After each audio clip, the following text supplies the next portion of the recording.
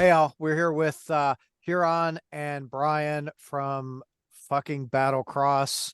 Guys, thanks for hanging out. Tony was supposed to be here, but he, I think he got whatever. He's on He got vacation. Florida. Yeah, he So got he's Yes, like, vacation. he's like, fuck that.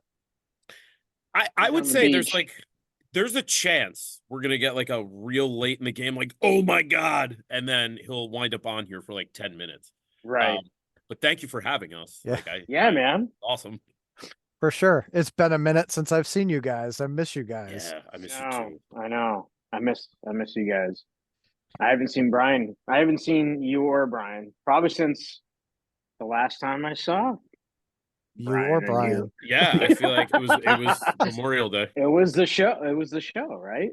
It, Uh yeah, which one? In December? yeah, it was Like the it. last one? But then we had the trip, right? The trip Yeah, was so the after last that. time I saw Tom was at the show, and actually the background on all of my work stuff is the picture of all of us on stage from the last show. And Tom, you're there because you were like doing all the videotaping and Yes. stuff. So that's always a nice conversation starter when I'm talking to someone about financial aid, and they're like, I don't know if this guy's reliable. Like, he looks pretty heavy, like um but yeah, no, and then I saw her on last Memorial Day, which is also why Tony's mad at me because I didn't call him about that. He's Oops. dropping the ball, Brian. Oh shit, Brian. I know. I got to keep the time, not juggle the balls. What? Brian's juggling Ah, the balls. That juggling the balls. that that last Battlecross show was off the fucking chain, dude. That was so much fun. Um, I I'm gonna say I really hope that it's not the last Battlecross show. I'm gonna say I also hope that is not the last Battlecross show. Dude, Um, yeah. I think, I mean, speaking from me as far as the show is concerned, I thought and Tom, we were just talking about it before we started recording, but it's, that was not maybe a World Series show, but that was deep playoff run for us. And I felt like we all knew the gravity of what it meant. So I think we all tried our hardest to have like the best show possible. And I thought it really fell into place, for me. Obviously everyone else, I thought played great. The crowd response was awesome. So that was definitely a special one in my book. As far as show, right, like you do this so much that like sometimes you remember good things, sometimes you remember when you totally screw up shackles and you get off by 30 bars and can't get back on, but that's, not that nice. So but no, it was a big one for me. And as far as this, I mean, I think we never fully closed the door on anything. I think it was, we all needed space to do our things and, get it together as people. Uh, and I think we're doing that, as far as I am concerned. Everyone's grown so much in, the time that we, since the show and all that. So, but I will let Haran share his thoughts on that. No, I mean, first of all, yeah, that show was amazing. To just go out and just do that, I just felt like we needed it, and like I needed that bit of, I guess, somewhat closure to it, of just saying that it's not happening. But again, never say never. Um, do, do I do I hope that another album happens? Absolutely, 100%. I want it to happen, but I also can't. We can't force it, right? We Sure. can't just. And that's the thing. It's like I felt like for the longest time there was just this unspoken like, yeah, yeah, it's gonna happen, and people kept asking, and I just never. It got to a point where like I didn't really know what to say other than, yeah, we're trying to work on it. And I started to just feel like, how how many times can I keep saying that? And is it really even true? Because it like we did get to that point where we were starting to write shit, right? Like Brian came in, we had a jam session, then fucking COVID happened, Yeah. and that obviously fucked up a lot of shit. But you know, um, it just kind of there was nothing like, there was no personal issues. It was really just space and distance and just other stuff going on in our lives that just made it really hard to like focus on this thing, you know? Yeah.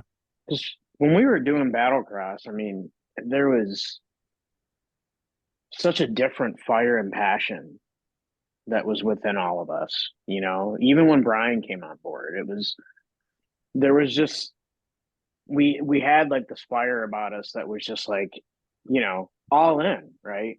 And fast forward to like where things were slowing down, it just, that fire just kind of wasn't the same anymore. You know, that same fuel and passion wasn't there. So I think that makes it, you know, difficult to also kind of try and find like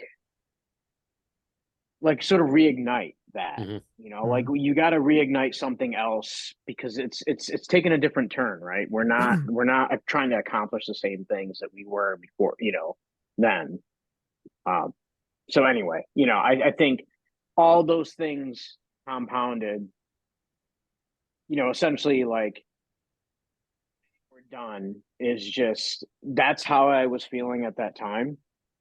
And I can say that I do feel differently now compared to then, but I still can't give you an answer. I still Sure. can't tell you, hey, now I anticipate an album by, you know, Yeah. 2 years, you know, Right, or right. in 6 months or 5 years, you know, I can't tell you that. But I can tell Well, you that my sentiment and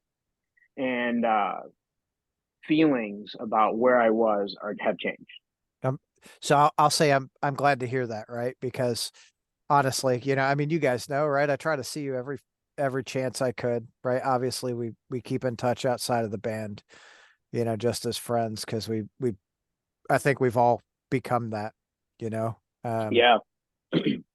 That there's a really kick-ass group of people, you know, that I met because of the band, and we're all super fucking close. You know, they're some of my best friends today.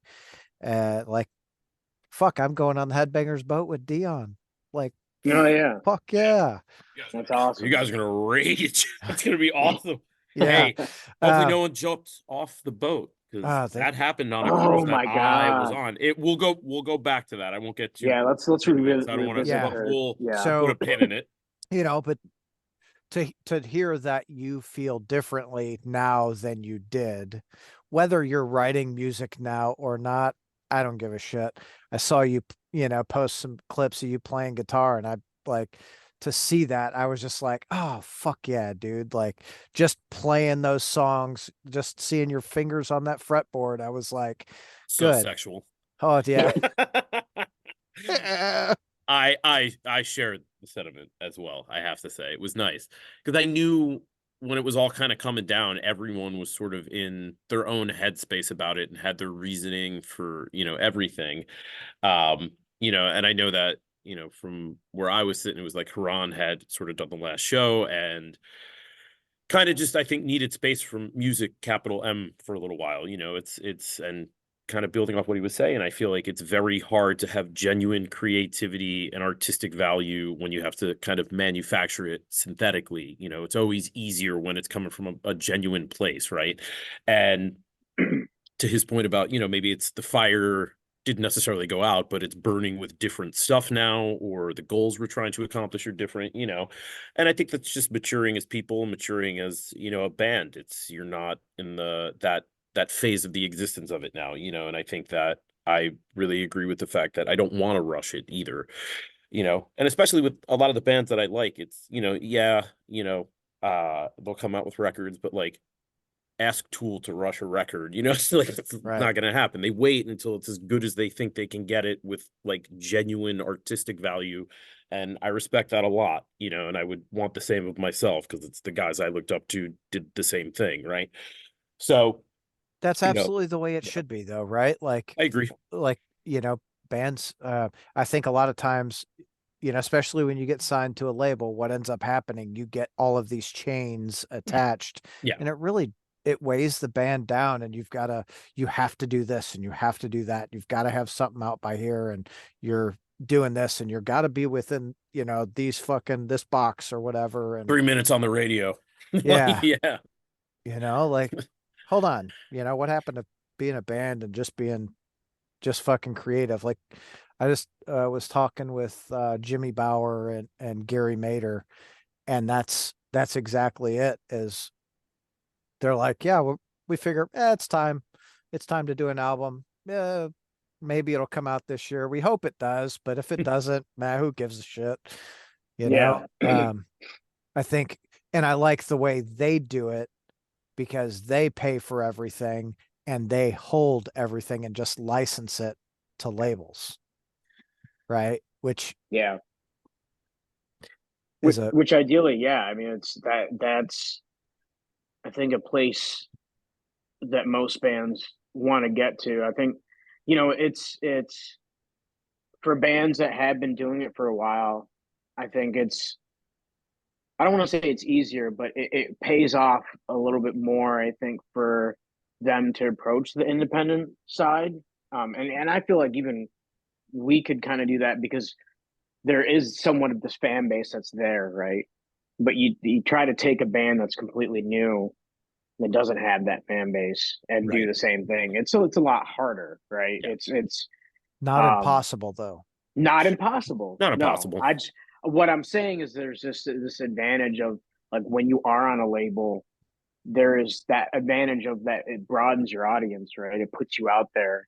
But once you kind of have that audience, you can kind of step away independently and be like, all right, I got this fan base now. I have this name that has something behind it. It's there's I just don't think there's more advantage, right, Mhm. to a band that has that um over a band that doesn't, that has Well, there's just I think more harder sure, work, right, behind right? it. Like So it's absolutely like that. And if if the new band says this is the way we want to do it, I don't know if you guys can hear that. My dogs are going nuts right now. I thought it was my dog upstairs, so it might be like happening like in tandem. So, They know they're like all cycling of them are together. like, I'm like, I think my daughter just got home from her boyfriend's house. Yeah. But if when the newer bands do it, right? Yeah, is it harder? It does take potentially a little longer, but what you build is so much more solid and it's yours, right? yeah, Let's look at, Tech Nine, right? Master P, Ani DeFranco, all of those people did exactly that, right? We're not going to sign to a label. We're going to build it. And they like Master P's a billionaire, right? And then Tech yeah, Nine is, multi-millionaire. I think Ani DeFranco's right there. And it's because they did it their way. And they kept artistic freedom. They held all of their publishing rights, and they were on no one else's timeline. yeah, absolutely. I mean, the freedom of that Yeah. is amazing, you know. Yeah, and I Go ahead, Brian. Sorry. Oh no, you're good. You're good. No, and I think it's really the, you were saying it before where it's, you are on someone else's timeline, constraint, budget, and there's input from other sources that don't necessarily share the same Vision. feelings that you do, but the powers that be are kind of, you have to bow to Rome, so to speak, right? Like, Yeah. but I think obviously the obvious benefit of the independent part of it is it's your timeline, and I think that a good product will be genuinely good so you can do more with it, right? Like, obviously, if you're independent and it's a new band, you got a much harder route. It's not impossible, though. Plenty of people have done it, even as far back as like, look at like Pink Sure. Floyd. I know major label, but like Roger Waters wasn't like, that's an innovator doing something very difficult. Groundswell, I know someone bought Moving Pictures on vinyl recently. That's another great example of a kind of non-compromising cult band on a bigger scale. Obviously, major labels involved, but still that groundswell. And they kind of bought the right to be independent, develop the music they want. And I feel like the modern incarnate, at least for me, that comes to mind with that is Mastodon. Yeah. I mean, that's a band that sort of earned their freedom to evolve, experiment, do things. There's not another band to me that really, like, when you hear them, you know who it is.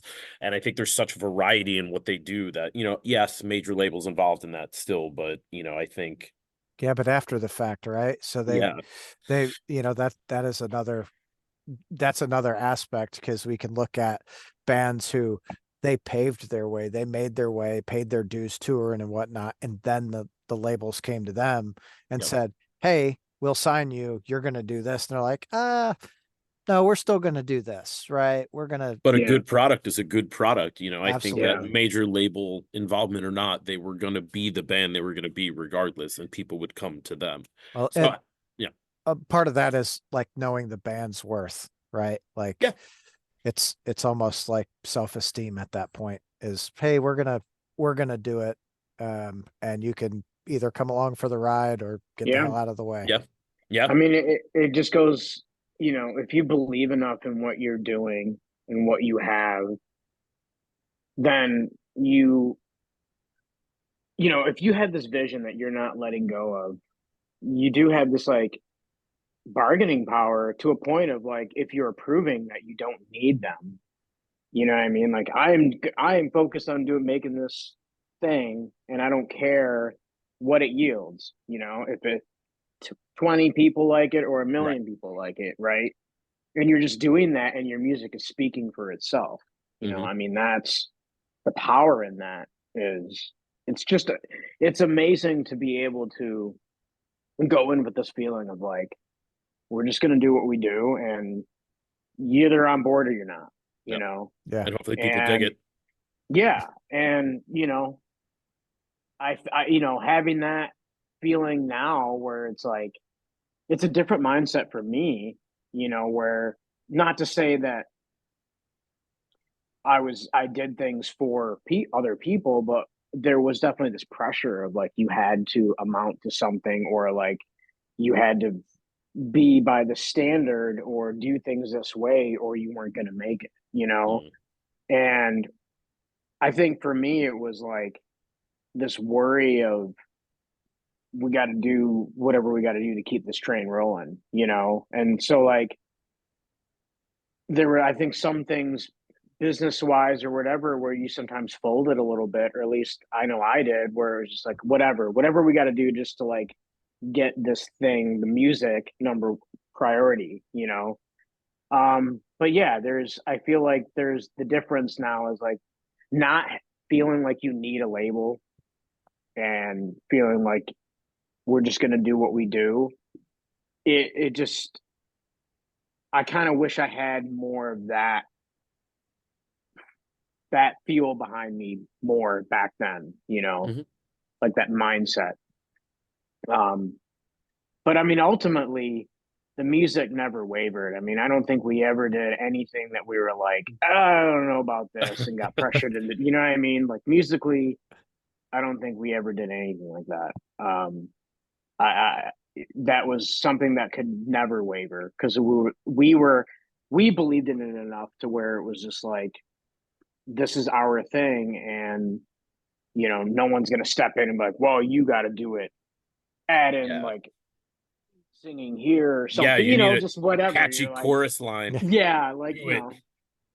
yeah, obviously, like, took critiques and advice when we worked with producers and Yeah, stuff like that, but it's what they're there for. um, You know, yeah, Right.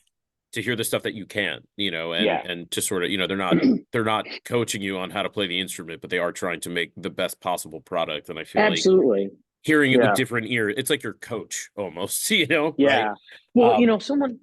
Oh, sorry. Go ahead. no, no, no, no, no, you're fine. Go ahead. I was done. I'm gonna I drink was this gonna say, wine. someone was talking about um, what's best for the album. I Mhm. was seeing some discussion online about that, and I agree with that. Like, I think that there's this, when you go in the studio, you kind of go in with like, you kind of have to let some of your ego and pride go a little bit to do what's best for the overall record, right? Mhm. So sometimes that means that somebody plays all the parts for one song or whatever, like guitar wise and things like that. Or sometimes you have to, there's, you know, little things that get done for like studio magic or whatever. Mm-hmm. But ultimately, what I was just trying to get at is I think that, you know, there's integrity of the music and integrity of like the album, right? And wanting to do the best for that, for what you're trying to accomplish. So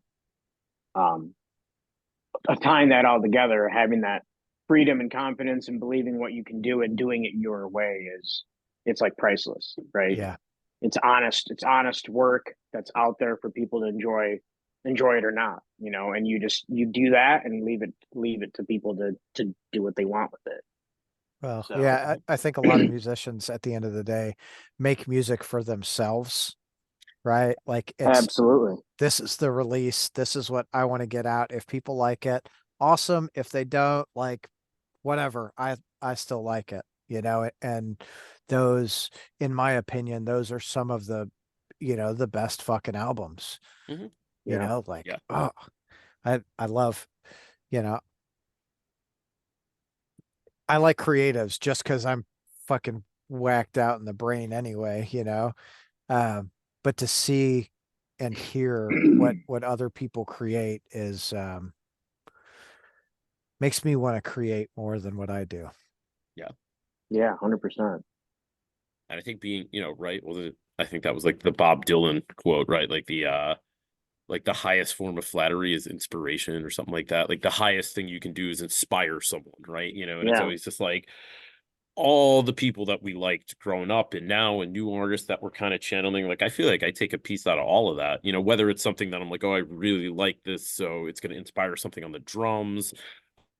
Or, you know, if we're writing, you know, it's something where I'm like, shit, like I really like this on this particular record. I think we could make it, you know, but I feel like you kind of take it all in, you know, and it all kind of comes out, you know, in the studio and all that type of stuff. And I think there's, at least coming from where I was with this particular band, like there was such a heavy emphasis on the musicianship from the beginning. And I think that kind of was the overarching motif.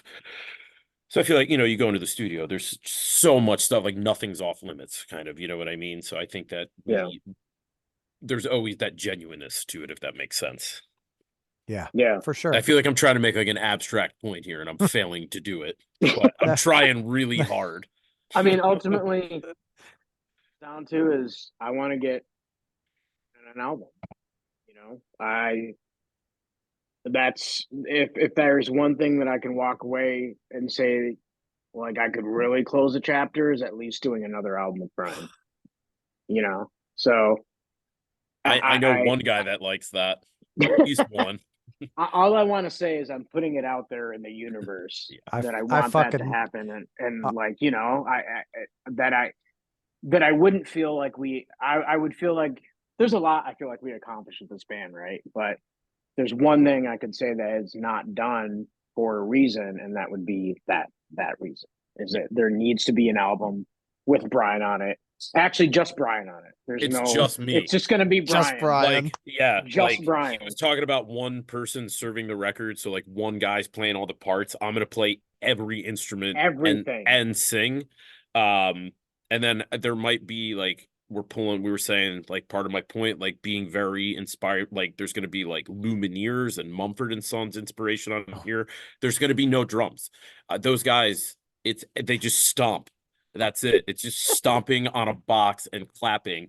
And it's like every time he stomps his heel, he's like $100,000, $100,000. And I'm just like, we're doing it wrong. Like I bring so much gear to the gigs. I could simply just do that.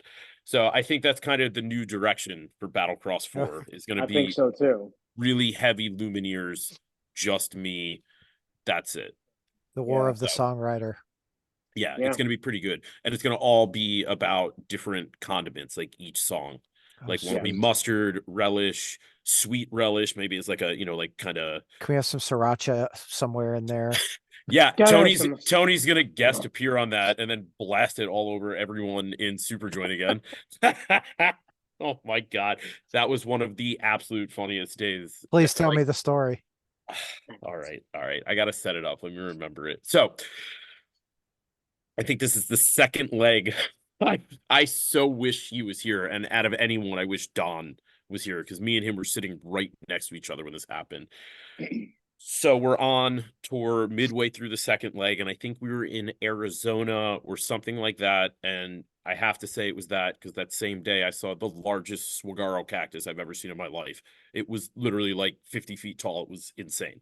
Fuck. So I remember that. And there were wild horses that day too, if you remember Hiran running around wherever we're at. So Mhm. like we're in some like kind of like trailer thing where like you can park up. So it's us, Child Bite, it's Super Joint, and we sort of put our van and trailer next to Super Joint's bus and trailer, and we kind of ran this little canopy. So there's like a tunnel, kind of, right? So there's wind going through. We're in the desert, whipping by. So day off, everybody's drinking, whatever else thing, having a good time. And I feel like everyone had a lot of couple drinks at that point. So me and John come off Super Joints bus and we're just kind of sitting there and we're feeling good. Feeling pretty good at that point. So I'm watching Tony pick up like a hot dog or something, and he's standing at sort of the front, like obviously where the bus door would be, and we're sitting right there. And he's struggling to like get sriracha onto the hot dog. And I'm like watching it, and he's not understanding that like he's got to undo the cap because it's clogged a little bit. So he's just like one hand squeezing it, and I'm like, it's gonna blow. Like it's gonna be bad. And it was almost like me and Don both predicted this simultaneously, and we were like cracking jokes about it. And sure as shit, he squeezes it too hard for like fucking 3 seconds, and it's just this stream of just pressure induced sriracha hot sauce blasting out of this thing. But also remember how I said it was a wind tunnel, so it went back all the way, hit everyone. It's Super Joint, Child Bite, table. It's like literally everywhere. He like pepper sprayed everyone. He was so pumped because he was like looking at himself, and me and Don are like unhinged at this point. Because we knew it was coming. And when it actually came to fruition, like I was struggling to take oxygen in because I was laughing so hard. And, and but he had his favorite sweatshirt on, his Mayhem Fest sweatshirt, and he said that, and I looked at it, and it was like just coated with just splotchy like sriracha. So I lost it again when I was looking at that. So I don't know if he kept it. I really hope he did, almost like the Monica Lewinsky dress, but I don't know. Oh, auction that shit off. Yeah, but that was the Tony Sriracha story, and it was an eventful day. Saguaro cactus, literally wild horses running around the campsite, not a joke. And then Tony does that. I miss it. Uh, fucking pepper sprayed everyone. How Oh, nice. dude. I just remember me and Don just unconsolable for like 20 minutes. Because it was also like I said, we were feeling all right. We were obviously getting off Super Joints buff, take that as you will. But yeah, it was definitely that was a great moment. And then there was another moment where Tony woke me up out of a sound sleep to tell me he took a number two behind a dumpster and realized he had no toilet paper and stole my stage towel and used that. And then was so eager to tell me about it the next day. He's like, dude, your stage towel saved my life.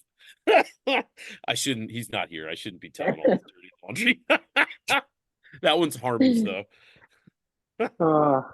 Oh, that's so fucking funny though. You're like, well, I guess I got to get a new fucking stage towel. Yeah, I was even more like surprised because he was like, dude, you got to go check it out. And I'm like, do I? Like, do I really? Like, I'm like, it's 7 o'clock in the morning. Like, what?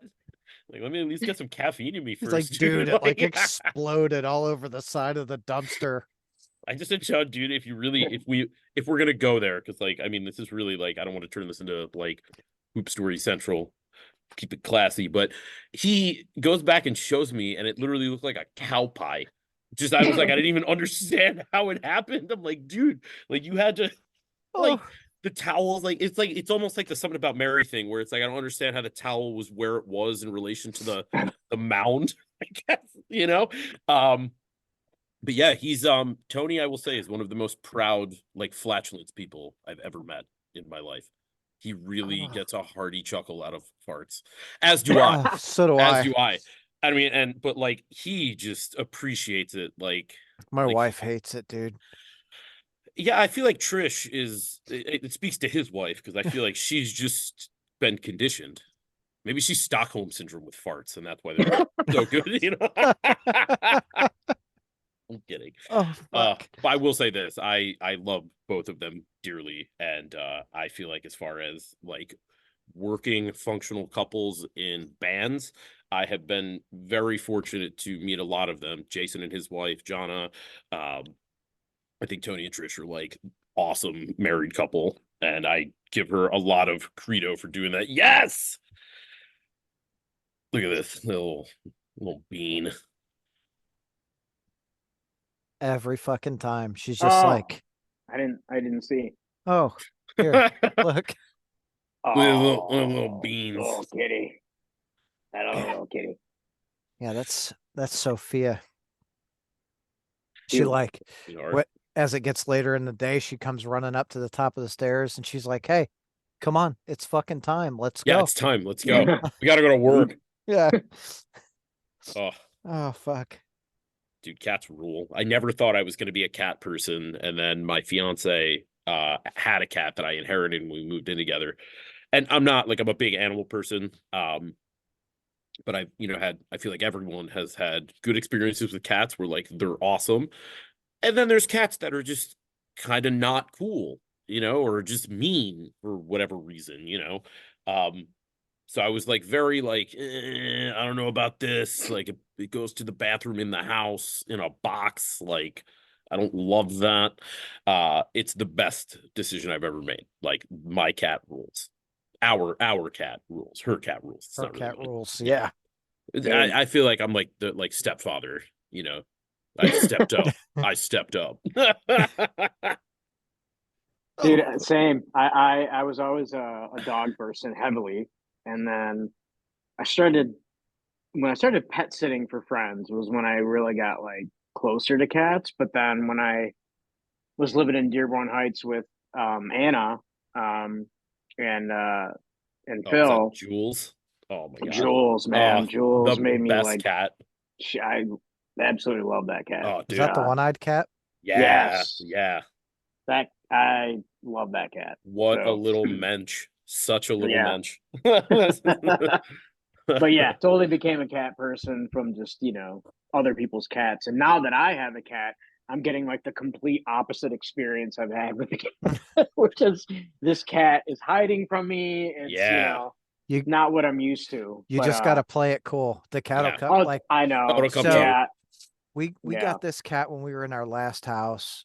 We had a flood. We ended up moving a few months later. We moved into the new house. She fucking went right to the basement and wouldn't come out. She literally just started coming out. We've been here. Hold on, I gotta think. We moved in in 2017. She just started coming out in 23. Wow. Mm. Damn. And now she's like, okay, like I missed you guys. She's cool. Yeah. Give me the It attention. takes time. No, Yeah. and I know that, it's just for me, it was just like a weird to just experience that off. Like I knew like they adjust, right? But I think there was that hopefulness of like this cat's gonna love me, and she's just she's on her own terms, which is cool, like because aside from that, like everything's cool with her. So How old is it, Huron? she's like 10 years. Okay, so it's like she's an older cat. cat. Okay, Yeah, okay. she's a tortie too, and torties have yeah. they're known for their attitudes and just being like very, I guess, clingy to previous owners. So she's I'll tell you adjusting what. from that too. This is only coming to mind just given the nature of the podcast. This is a kind of cool story because I wanted to make an earlier point when you said you were a dog person. When I first joined the band and all that, I thought one of the raddest things that we would sell at merch is Hiran would actually get signed prints of himself that he would sell, which sounds egotistical until you find out that the money he gets from went to that the he rescue. donated to Detroit Dog Rescue, and it's like that's the coolest thing ever. You know what I mean? Because I know if I was selling framed photos of myself, I would be keeping all of that. And he helping the doggos. You know what I mean? I'm a terrible person. He's not. um, but no, what I was gonna say, this is reminding me, if we're talking about cats, like one of the coolest, strange touring experiences I ever had was the first night of the first tour I had ever been on in my life with Shadows Fall on my birthday back in like 2012, maybe, or something. I was like 22 years old. And we wound up staying at a farm that someone in the band either knew someone, or I think they're dating or at the time or whatever. And it was like an animal sanctuary. So it Oh, was that's cool. inundated with cats, though. Specifically, there were like 50 cats. And And no I fucking remember, mice. dude, it was so cool though. There was like a donkey, like all the stuff. There was like a thing out back that she had. It was kind of like a cat rescue, but I remember the coolest part of the whole thing, right? So I remember I get, put in a room somewhere. Jay wasn't there. And so I'm like meeting all these people for the first time in Shad's, and, all this woman's house we're staying at and all this and whatever. And I'm in this creepy old farmhouse alone. And there's like the bathroom upstairs was like a 2-door thing. So one entrance from my room, one from the hallway. Farmer's daughter. I see where you're going with this. Yeah, no, dude. But literally, I just feel this like insane kind of weird sensation, right? And there's a fucking cat that kind of slinks out of the bathroom, and I turn the light on, whatever, and it's the oldest cat I've ever seen in my life, dude. And it's like, you ever see a cat that's like 30 years old or something, where it's like it's like fossilized but alive, if that makes sense. And I'm like, don't know any people, strange house, strange situation. This shit is literally 5 inches from my face in a sound sleep with in like a candlelit room, basically, like somewhere in North Carolina. And I'm like, this is tour, like this is great. Like, but I often think back to that because of how much it scared the shit out of me. Because I was like, what the fuck is this? Fossilized cat staring Yeah, at dude. you. Yeah, I was like, did you ever see Futurama? It's like, it was like Fry's dog. Like, it was that, you know what I mean? But yeah, that was an intense experience. And then things got better with Chad's. They kept hiring me. So. It was all uphill from there, or all downhill from there, huh? There were high points. I remember when I was earning my stripes with those guys, like, it might have actually been with Hatebreed on the tour that I think I met Battlecross on. But I remember, and this, I don't remember what city it was in, but like one of Hatebreed's crew, it might have been Anthrax, actually. This might have been a different tour. Anthrax Crew's guys got on like a mechanical bull, and he was like someone who was like, yeah, he's gonna party. He's totally getting on it. And so he gets on it and he rides it. And of course he gets off, and I'm like the new guy, right? I'm Jay's tech for like the first or second time or something, right? And he just immediately points at me. He's like, you go. And dude, I held on to that shit for like 2 minutes straight. I earned my stripes and whatever. And I just remember the guy was getting kind of heated, right? Because it's like the whole tour package, Anthrax, I think Exodus was on the run, whatever. Yeah. Jay, all those guys. And this guy eventually slinked me off, and the whole like saddle handle right to my groin. And I was just out. But like, it was almost like I was like, yeah, you're like the cool kid that like, like you earned your shit in high school. You're in the popular kids now because you held on to 2 minutes, even though you'll never have children because they are shattered into a million pieces,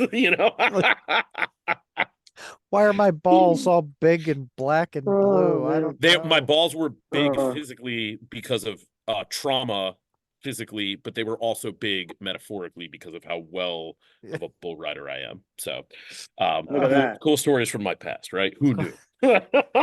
Brian and the fucking bull riding Brian. That's what we're gonna call you. Yeah. Not even Brian Zink anymore. Yeah, bull riding Brian. Bull riding Brian. When me and Megan get married, that's what I'm gonna make her call me, like in her wedding vows, is bull riding Brian. Dude, I wanna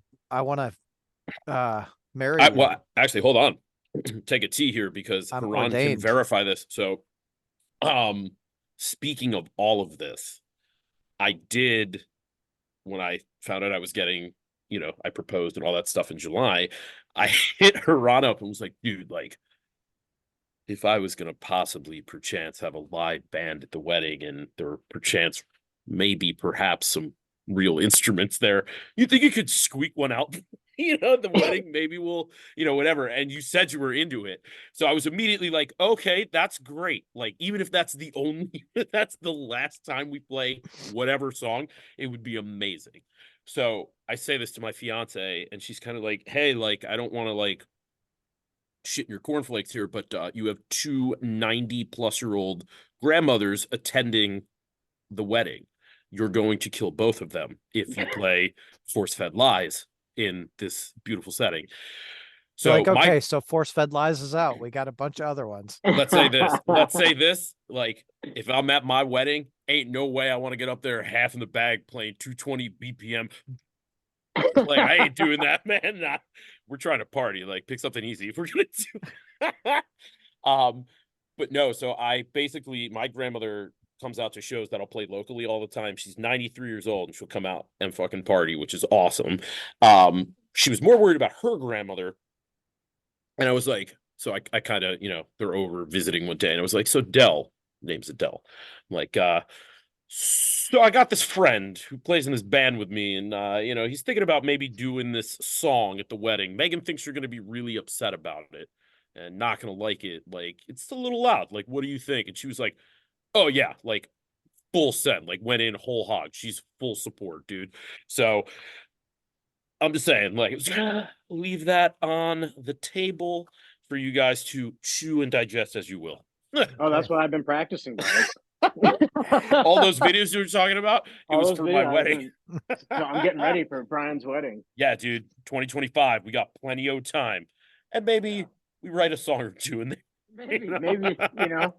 Maybe live while it's happening. Oh, there we go. We're gonna record a jam at my wedding. That's gonna be great. Yeah, just fucking. Let's mix the accents and Battlecross together. Yeah. Oh, dude. The accents. We'll do a fucking an album together. Dude, I think it would be great. I think it would be just like, it would probably sound a lot like the iPad stuff, just heavy, but also just so much synth arpeggiation. That'd be great. Oh, fuck. You guys crack me up. See, this is why we need more live shows, because this shit. If it's just for the comedy routine too, man. Right. We'll just start. Hey, man, fucking Paul from Cannibal Corpse. He's doing stand up now, so maybe that's what'll be our new thing. Who else I hear is doing stand up now? Who? If there was a person that we both know that's also a drummer, I'll give you that clue. Who do you think it would be doing stand up?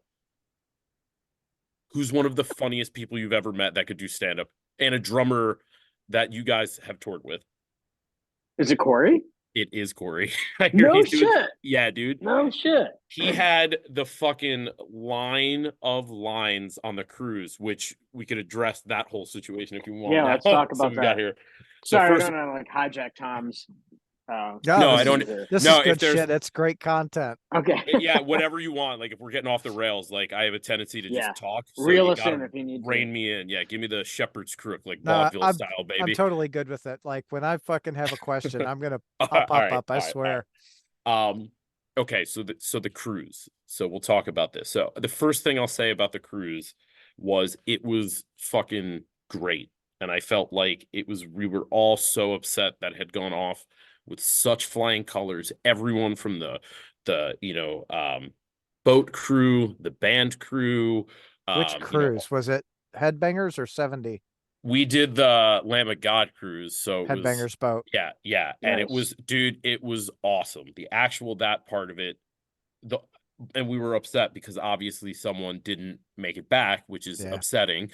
And it was so disheartening because it was so good otherwise, you know what I mean? And we really didn't want it to be a besmudging thing of an overall good event.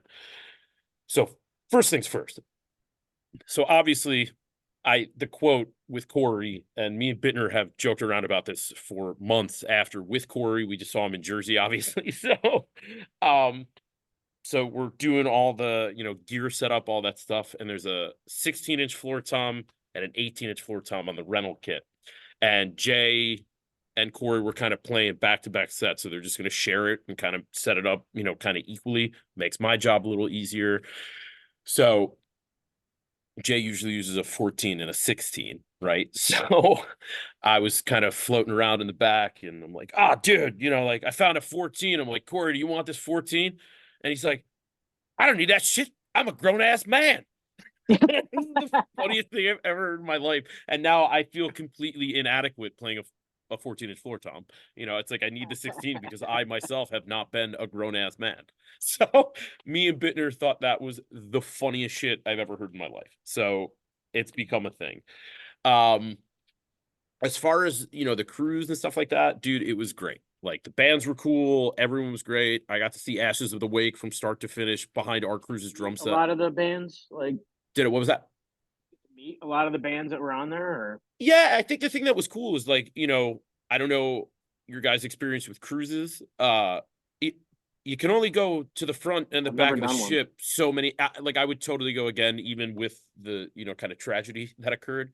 But I mean, like after 5-6 days, you can't really go to the front. You mingle with everybody. Everybody's hanging, you run into people. Sure. And I will say to credit where credit is due, any fan that we encountered on that boat was so cool. There were no punishers really, not one that I can think of. And everyone was really cool about maintaining like an What is a appropriate social punisher? distance. Oh, I'll explain this. So we meet a lot of people, and some people are really cool. Sometimes we befriend them and we're on their podcasts and we know about their private lives, and it extends there because they're cool with us, we're cool with them, and that's all we want, essentially. Then there are other people sometimes who probably great people, but have had 37 beverages and whatever else. And it's the end of the show. You're just trying to meet everybody at merch, and one particular person just can't let you go or just wants to talk about a number of things, right? But it's that kind of thing where it's just like, not to say they're bad people or anything like that, but it's just sometimes it's like, shit, dude, like it's been 45 minutes. Like I don't need the dissertation, like spit it out, whatever. And it's hard because it's Yeah. like I feel like everyone with us, like we do really care a lot about the fans. And I feel like, I got 5 minutes for anyone if they want to talk, especially about something that I do that, like I Yeah. enjoy and they enjoy and all that stuff. But there are other points where it hits a social limit and you're kind of like, okay, like we gotta get going here. Wrap it up. Yeah. So we actually developed a thing, which I don't know if I should be telling everyone. It's like I'm peeling back the curtains of Oz here. Maybe I won't reveal what I won't reveal what the signal is, but internally in Battlecross, we have a signal that if someone else sees it, almost like the Batman light, they'll know that we are in a situation that they need to come rescue us from. And they'll We need come up and saving. basically be like, dude, we got a signing. Dude, you got to move your kit. Dude, we got to go. Something, anything. And then they safely retrieve the person. And then they're no longer being punished. So, Okay, I've been around a lot of bands. It's definitely a thing that happens, and again, like I said, not that they're bad people, just some people's social grace is not the same. Yeah. Yeah. It's just like, if you go to a bar and just around somebody that's really drunk and they just don't, and it's just someone that eventually gets in your space where it's just like, okay, Did a little you too much. did you know Alec Baldwin shot They're that repeating guy? themselves. They're getting Yeah. too close. Oh, They that's end the up best. almost The one that like there's physical contact and they're like hanging on you, and I'm Too like, bro, much, and you're my like, shoulder man. can't sustain. Please remove. like please remove. Yeah. But yeah, so that's what that is. okay. I don't know if there's a like equivalent on the good side, like it not a punisher, but like a pleasurer. Fluffer. yeah, fluffer. It's a That's fluffer. basically that's those are the fans Hey, who really this person's like. a real fluffer. Oh fuck. Yeah. So let me ask you guys this, right? Off the Punisher fluffer kind of fucking scenario here. Mhm. What is there a show that really sticks out to you guys that was like, man, this experience was really fucking cool aside from, right, let's say aside from the last show. Can I Yeah, ask a clarifier here? Is this one that I have played, one that I've attended, or one that I teched for? Ooh. Because I can give you a couple. all of the above. Ron, do you want to go first? No, you go first. Okay. So one that wasn't me playing, but was Battlecross that really sticks out to me, was when we were in Europe and your old tour manager happened to cross paths with us, who happened to be tour managing The Offspring. And the five of us and like Dexter Holland's wife and two kids, that was it. We got to watch them side stage at a festival in front of like thousands of people. And it was like, just like the hit parade. It was all the songs we all really liked, and that to me was a kind of surreal moment because we had just played the festival beforehand. And that was like, this is like heavy shit. Like we're doing it. We're here and we're side stage for this because of someone that your band knew that you worked with. And I was like, that's really cool to me. Ones that stick out that aren't the last one that I played with you guys, I'll say this.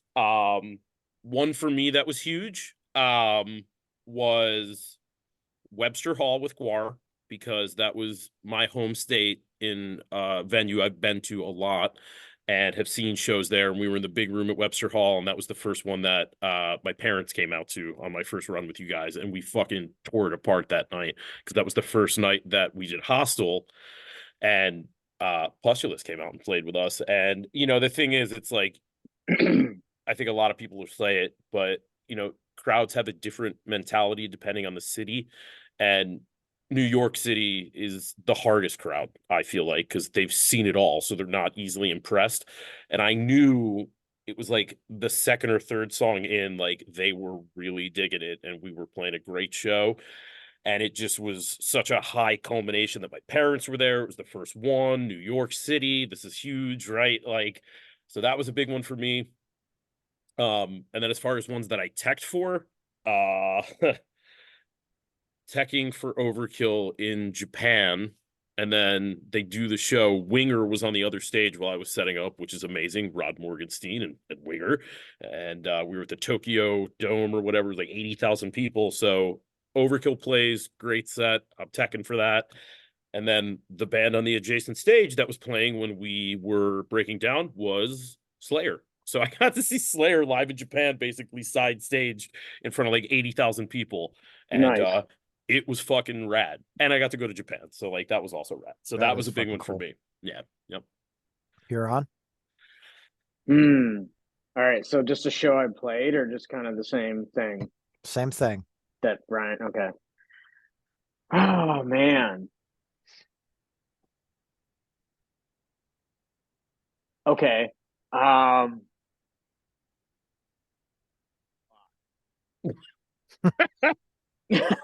There was that first one in Cincinnati that Brian played.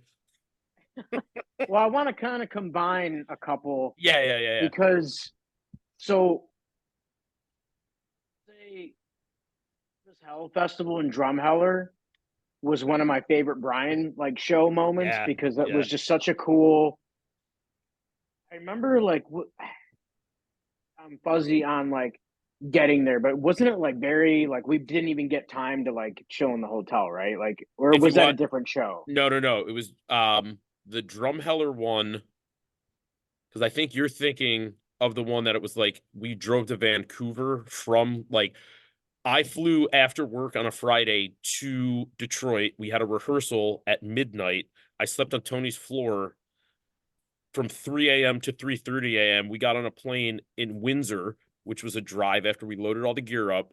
We flew to Toronto. We flew to Vancouver. We got out of Vancouver, drove an hour, and we played that festival in that huge field. And it was that big logging. Okay, so it wasn't that one. It wasn't. Drumheller was the one where we went to the Royal Tyrrell Museum, which was fucking also awesome. We had a lot of good Canada shows, man. Yeah, so that the reason why Drumheller was cool is because not only was that a cool show, but we got to go to that museum, and it was on the Badlands, and it was such a cool, fun experience. That was really, really and then I want to combine that with Europe with Brian, because that was one of my most fun times in Europe. But I got super sick for 2 weeks. just our last time in Europe, It's for so telling the much Tony fun. shit story, Brian. It's your fault. Oh, dude, if you want like the poop story to end all poop stories, like it occurred in Europe, and if we want to go there, maybe this is like not for podcast. This we'll segue into it. Well, yeah, but let him, yeah. So that whole experience was awesome because we were like in the Sprinter van, and I remember that it was really hot that summer too. So Yeah, we were there in July. like in July, No it's AC. fucking nasty hot. There's no AC in this thing. None. So we're literally and staying at like campgrounds. We're camping out because we're gonna like sleep in this vehicle. It's got bunks. So we're just basically finding any camp place that has power. We just hook up. But really that's not doing much. No. As far as like cooling wise, but it was just the experience of it. One of my favorite stops was like we went out and there's this like lake, but the lake you go all the way out in the middle Oh, of it. yeah. It's up to your waist. It was Like just that hungry. shallow. Yeah. We barbecued that whole day. Oh, that was Yeah, where it was that awesome. was where the poop story happened. Okay, mind you, so if you remember. Brian, No. I lead mean, it do we really want? Do we want to do this? Hey man, if you want to do it, this is your story. I mean, so. I don't mind, but I want you to actually I feel don't like mind. you answered your question. Okay. No. Yeah, this is a good segue. This is a good segue. It's the scene Tell of the the crime. shit story. Quit All right. quit stalling. Okay. Well, I'm gonna set it up. I'm gonna set it up good. So, okay. So as Hiran explains, we are in Europe mid-tour. We are in a campground in Hungary, and I think we had just played a festival a day or two prior, also in Hungary, not Budapest. So I don't remember exactly where it was, but I remember they made me drink some alcohol that might as well have been lighter fluid, and they're like, "Yeah, we love it," and I'm like, ugh. So either way, so that probably wasn't helping, the stuff that was going in my body, right? So I also got sick on this tour. So this is like kind of the tail end of the sickness, but I'm not out of the woods yet, right? So to set this up, the night before when we were driving, and I don't know if you remember this, Haran, we wound up stopping at this place, random bus stop in Europe. Not even a bus stop, it was like like a equivalent of like a mobile or something, right? Like little gas station. We all had to pee so bad. We walk in. The way this joint's set up is it's like the guy behind the register and kind of this like semicircle of like candy and shit in front of him. So we're just trying to say to the guy, dude, we gotta go pee, right? So he's like, get out of my store. You can't pee here. So our TM, who speaks like 7 different languages, is arguing with him and, like what's going on. So all the while this is happening, I look down and there's just €100 sitting on some like candy. So I'm like, and I just take it and I put it in my pocket. I don't say anything. The guy's being a jerk. So I'm like, I figured it was one of these guys went to buy something, inadvertently dropped it. So I was honest. After, if you remember correctly, we went and pissed all over the guy's building. How fucking asshole. So basically we go back and I'm like, hey, like real talk, did anyone lose €100? So they're like, no. So I'm like, sick. So not only did I pee on this guy's building because he was a dick, but I also probably stole money from him because he was a dick. Karma. So his loss, my gain, bank error, my favor, right? It's like Monopoly. So either way, that turns into we stop at Aldi's the next day. We get all this barbecue shit. Like we're barbecuing, we're whatever. We get to the campsite in Hungary. We're grilling all day. We're in the reservoir he's talking about that literally was like 4 feet deep for like 4 miles out. So you could just keep walking. It's up to your waist. It was awesome. And so point being, we're eating really good. We're drinking all day. We're doing the whole thing. And when I first go to Europe for the first time, Bittner warns me about you got to be careful because some of the places aren't going to have a normal toilet. It's going to be a hole in the ground with rudders that you stand on. So I'm like, oh, okay, cool. So I, been to Europe before and, we were kind of halfway. I've never encountered it. So I'm like, it must not be that, relevant anymore. Maybe it's a dated system. So the next morning, later that night, I go to the bathroom. It must have been the next morning because Haran, you were in the bathroom when this happened and you were like showering, I think, right?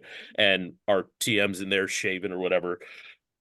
I go to open the stall with the toilet, locked, can't go in. I go to the one right next to it, and there she is, waiting for me. All polished up nice, right? It's the rudders, the whole thing, the little brush hanging next to it. And I'm kind of like sitting there collecting my thoughts, just like, I guess this is it. Like, separate the men from the boys here. Like, let's go. Like, I gotta try it. So I'm hesitant because it's new. So I'm trying to figure out like how I'm supposed to position. So, you know, you pull the pants down, you don't think about it, but you can't do that with your pants down because it sort of creates a hammock that you're gonna, you know, distribute into. So I Yep. take my pants off and kind of toss them to the side, whatever. So I'm in there half dressed at this point, and now I'm kind of, you know, like hands on, you know, whatever, my quads, and I'm sort of staring down at the hole, trying to, you know, kind of line Kind of her up. line up.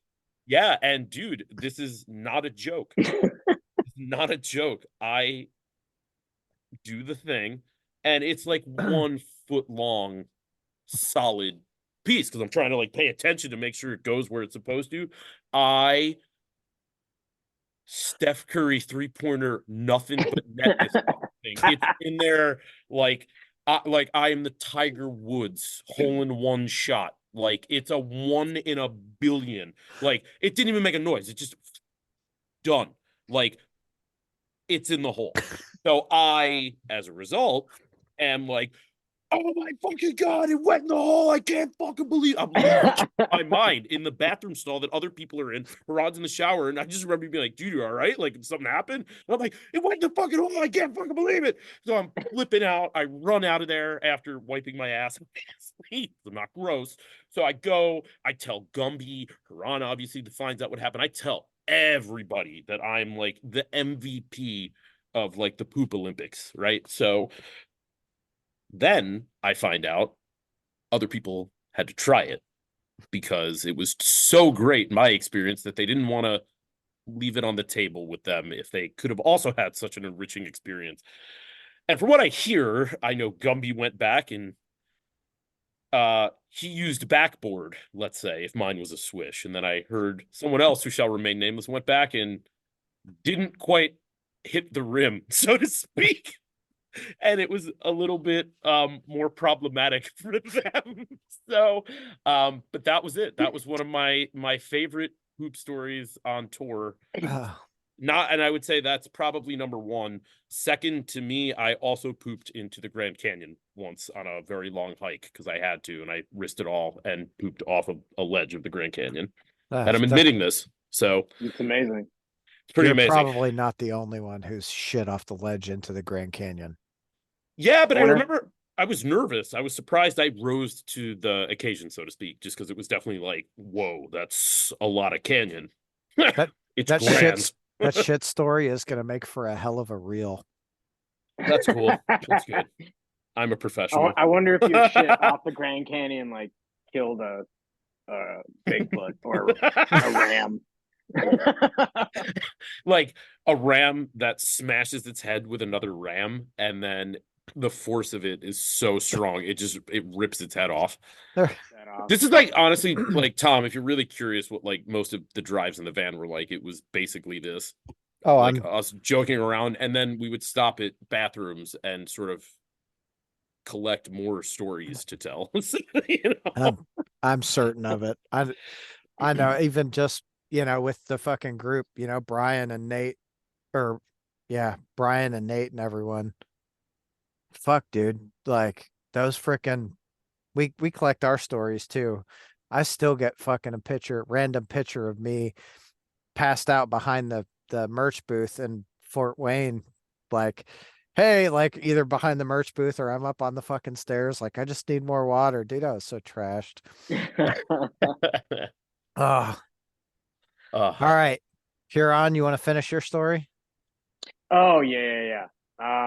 Sorry. So no, it's good. It was an important segue. It was, yeah, I thought it yeah. The shows with Kill Switch were always awesome. Those guys were so cool to tour with. Man, it's really hard to pick. I mean, going to South America with those guys we got to do Brazil with them, and that was incredible. Probably some of the most insane, just the way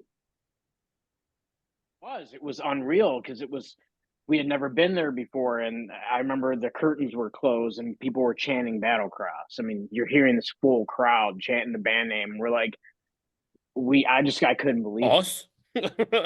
Like, they're chanting our band name. Like, what? Like, it was just, you know, to never have been to a place and have this audience like that loud for you was insane. So just that whole thing with them was amazing. Obviously, Orion.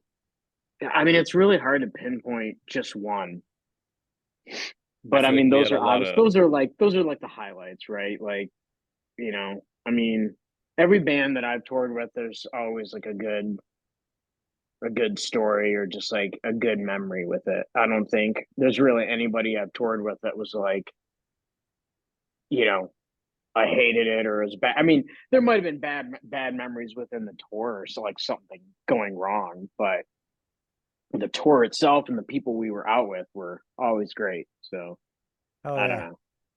Well, that's fucking cool. Like I think I like to think I've caught you guys on about every fucking tour you did, like 2012 and later, Yeah, but I know there's a yeah, couple I man. missed. Just I mean, being a fan too. Like there were bands I got to go out with that I was such huge fan, like such a big fan of, and it was kind of like surreal. And then at the same time, there are also bands I went out with that I didn't necessarily like really listen to and didn't know, but by the end of that tour, I was like a fan of them, you know? Um, so it just the surreal moments and then just the cool moments of it all, like just, I mean, even the fact that where I am now, I can still reflect on that stuff and be like, I got to do yeah, that, you Yeah. know? And it's insane to me. That I had that opportunity to do that, you know? So Oh, I Fucking, feel crazy like shit, dude. yeah. it's a Yeah, lot of it's hard, just lot of hard work though, dude, right? Like it yeah. Well, I mean, wasn't like it was yeah, just handed to you. You worked your ass off to get, to get into that and where you into that position and where you are now, right? To create those memories. And that's ultimately, right? Like life's short. You've got to fucking Yeah. go for it. Um, Hard so work, like when you're in Canada and you're driving for 3.5 hours and the GPS tells you to make a U-turn and drive exactly back the 3 hours you just came when you're already late. You remember that when you were driving Huron? uh, I was co-piloting. it, Haran is not a person who gets upset very easily, and I will say that is one of the things I respect the most about him. He's always very cool, clear, level-headed. It takes a lot for you, I think, to get really, really worked up. Unlike me, who it's like I just get pissed immediately about nothing. Um, but I remember when that happened, there were a couple things that and the so that happened, right? Like we were already late, and he drove 3 hours for the thing to tell us to take a U-turn on the highway. it wasn't 3 hours, but it was like an It hour, was like long out enough of where it it was sucks. long enough to where it was like I'm like, are you fucking kidding me? You just Yeah. led me like an hour this way just to turn around. Like I was so pissed. And I just Is remember it being like co-piloting and trying to be like, I'm so sorry, buddy. Like, because you're like inconsolable at that point. Because you're like, this is bullshit. Like, are you kidding? I was saying this to someone the other day that they were asking uh, about it, and I just remember having this collection of memories that you somehow inevitably always got the stupidest bullshit with driving. You were the one that we're late to a venue in New Orleans. We get trapped in a construction site. You finally get out of that after like a half hour, pinned behind a buggy, literally being pulled by a horse in the streets of New Orleans for like a half hour. You're just like, this is bullshit. There was the time where you, dude, do you remember when you got in the argument with the construction workers? Because they're like, oh, we have this huge bulldozer, like, kind of thing, yeah, they're like, oh, backhoe, you can whatever. pull up. I was like, And we're no, like, I literally, cannot dude, pull up. we cannot pull up. The space is not as wide as the trailer. We're going to hit something. And he argued with you for like 25 minutes. And eventually he's like, oh, yeah, I don't think you can get through. We'll just move this thing. And then we got through after they moved it. That was insane. Oh, Yeah. God. But yeah, to your point, I will say this. It is a very rich collection of memories on a lot of different fronts. And I feel like I could definitely wax poetic about all the different kind of axis of memories that you have, right? Because there's the shows, Yeah. there's stuff between us, there's things with other bands. I will still say it was so cool to go out with Guar, just because it was, they're a band that like the production value of the show is so integral to what they do, and to see that as like an up and coming band about like there's these guys that have been doing it so long, and it's still they're working so hard to put on a good show. It's like how do you not want to play harder because of that? You know what I mean? Yeah, And they were yeah. such down to earth dudes, you know, and I remember going out, you know, and hanging with Brad, getting, you know, whiskey and cigars and stuff, and just talking with him about business and all this stuff, that he had such good insight into so many things, and, you know, Yeah. how to run a band for as long as he did, you know, and there's that personal connection, you know. And then there was the time I asked him at his house in Virginia, this band, who's this? I really like this record you're playing. And it was Guar. And he was totally ready to just like eviscerate me. And luckily, Joe and Don, both massive Guar fans, kind of stepped in and were like, "You're stupid, bro." Like, so, but yeah, you know, I've had several foot and mouth situations, I would say, as this podcast has probably revealed. It's okay. You know, it could always be fucking worse, It right? could be. He was very cool about it. But no, Your I nose mean, could be gushing blood. That's true. yeah, I mean that's happened So at shows.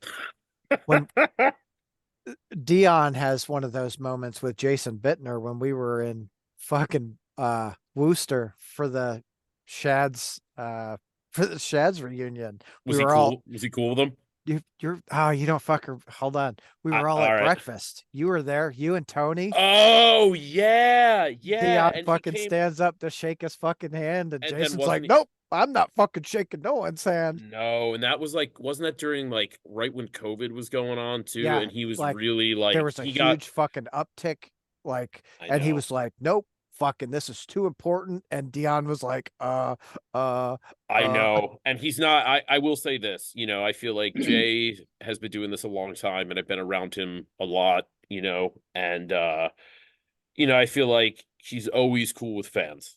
I've never seen him really be shitty to a fan at all, you know, and it's not the dude he is. And, you know, I think like us, you know, it's like a lot of the stuff I learned about how to treat our people was by seeing how my well, mentor band treated them or whatever. you know, to be But fair, I don't think he didn't treat Dion like shit. He just no, didn't shake no, hand because he he sat wouldn't shake his right hand. down.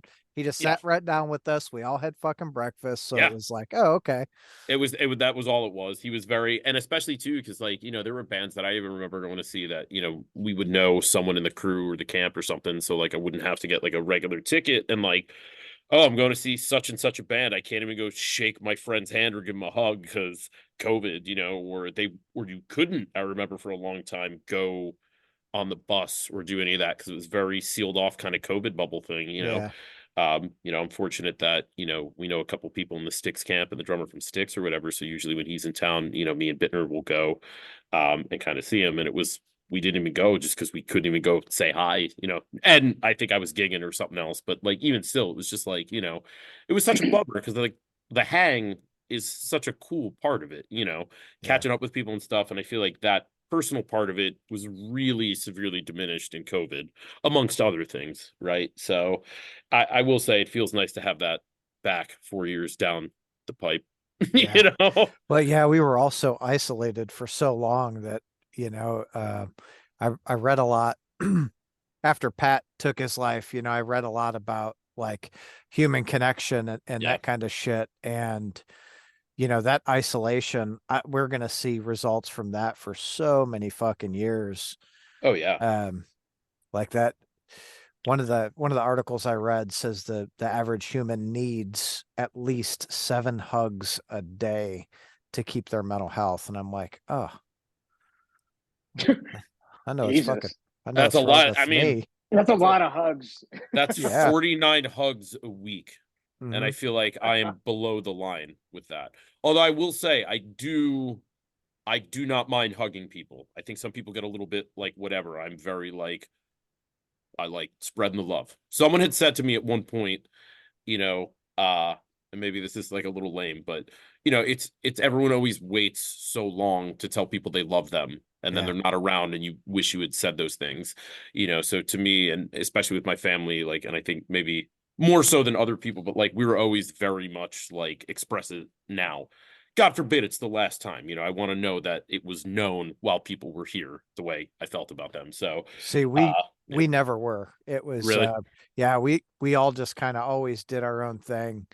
So like now, you know, as I get older, I've buried so many fucking people. I'm like, well, fuck, man. I don't, I don't.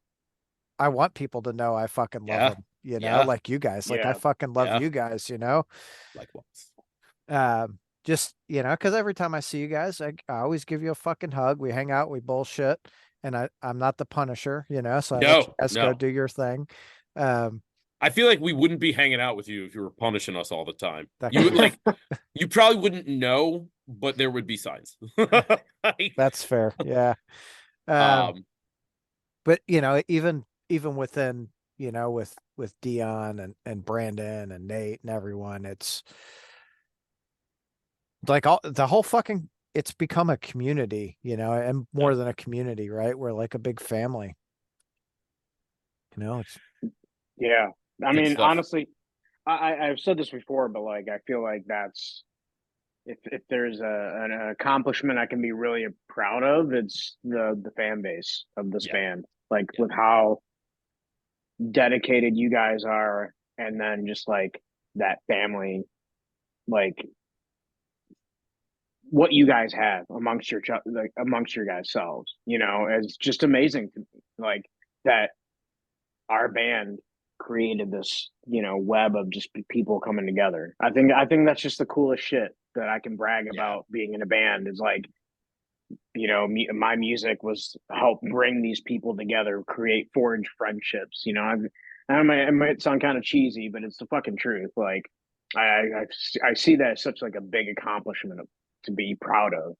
That music brought people together. I think that's such a crucial thing because for me, that's what it did for me. It created a community for me. Like I finding where you fit in life and then finding music and then finding your people because of that. It's that's why I'm here and that's why I did the things I did. It's because of that. It wasn't just music, it was everything in it. Um so yeah, huge, powerful. it really fucking is. I like Yeah. God, I've really got some fucking killer like memories of seeing the band. Like one of my favorites is the only time I've ever been to the whiskey is fucking seeing you guys with Death That's Angel and awesome. Revocation and 3 Inches of Blood and Diamond Plate. Like, man, that fucking bill was stacked. Of course, Brian wasn't there at that time. I Um, made it back to the whiskey a couple times though. I love that club. That was a yeah, big. You're talking about memorable gigs. We did a sold out show at the whiskey on Halloween, and it was my second time there. And Hiran, you'll remember this because I was totally someone not. I won't even call the guy a punisher. He was just kind of a dick. Like, so we play the show, and what you have to know is Guar's TM sound guy was the guy that runs sound typically at the whiskey. So he knew my playing, he knew the band. I think he was really, really into Battlecross because we really tried to be cool on the Guar tour, and I think they enjoyed having us. I thought we were professional, the whole thing. So he knew what was up. So he liked us. So I'm at the merch table at the end of the show, and some guy comes over and starts talking to me about Battlecross, and I'm just chatting with him, being a fan, and he's like, "Wait a minute," he's like, "You're the drummer?" And I'm like, "Yeah." He's like, "Yeah, you're just a drummer," and then he just literally in the middle of a conversation just fucked off and walked away, and I was like, just mugged me right off, dude, and I'm like, Wow. okay, fucking awesome. Like, what a dick. And now I feel terrific about myself. So I'm like, okay. So literally, I'm a little bit like taken aback by that because, like, how were you supposed to process that, right? Like, whatever, kind of fuck him, but whatever. I still, feel great about it. So I'm walking away to go get a drink or something. And Eddie stopped me and he was like, dude, he's like, fucking drums were killer tonight, or he had something really, really nice to say about the band, and we sounded great, loves mixing us. I think he said something to the effect of like, you make it really easy to mix, like you play great. And I'm like, there you go. A compliment from someone that like it, not that it didn't matter, but that it was like knows. he knows, and this is the guy that if I was going to get a compliment from anyone in this building, it's that guy. And from what I recall, like the praise is not always like it was hard earned, you know. Not someone I feel like that doled out a lot of compliments. So I was fortunate enough to get one at that moment. So I was like, you know what, fuck that guy. Like, you know what? Like, what do you do? You're just a drummer. Like, whatever. Like, This guy likes me, so whatever. like, Well, yeah. it's Go That ahead, was a Hero. memorable one for me. it's those LA guys. I think it's just to them, it's who who's the hot shit that they got to fucking suck their dick for. So Do you I don't know. remember actually It just at seems like that the show? attitude over there. Yeah, I don't. Out of all of my time in California, I think if I was going to move anywhere in that state, it would certainly not be LA. Not the LA. Um, No. No, No I offense mean, especially to not anyone that now. lives in It LA, but fuck, smells like dude. piss and shit now. It's I was just so bummed about some of the that's look, I think we've sort of established it throughout the, conversation, but like there's definite fringe benefits to the living this lifestyle or things like that, right? So like you get to see a lot of places, Drumheller or New Orleans, all these wonderful places, things, Japan, whatever. And but then you go to some other places that you're really stoked on going to, and it just kind of falls short of what you were hoping it would be, and I remember, not to kind of talk ill of any one particular city, because they do have their good points and stuff, but sure, yeah. I was so excited when we were finally going to go to San Francisco.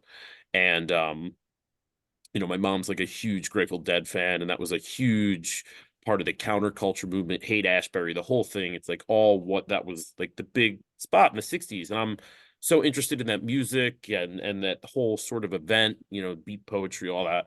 So it was so cool to go. And I just remember going and be like, it's a shithole. Like it's just not well maintained. The crime was not great.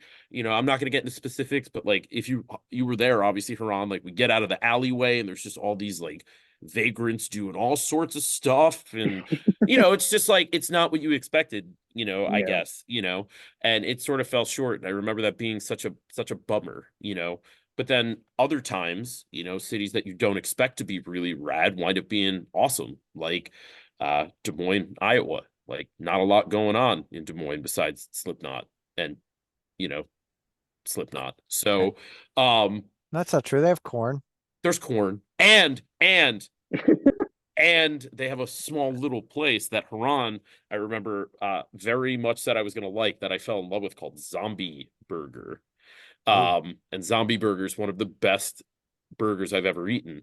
So basically the point I'll make about shows like that is that there's nothing else really going on there. So like the tendency is a lot of people come out to the show and they throw down, dude.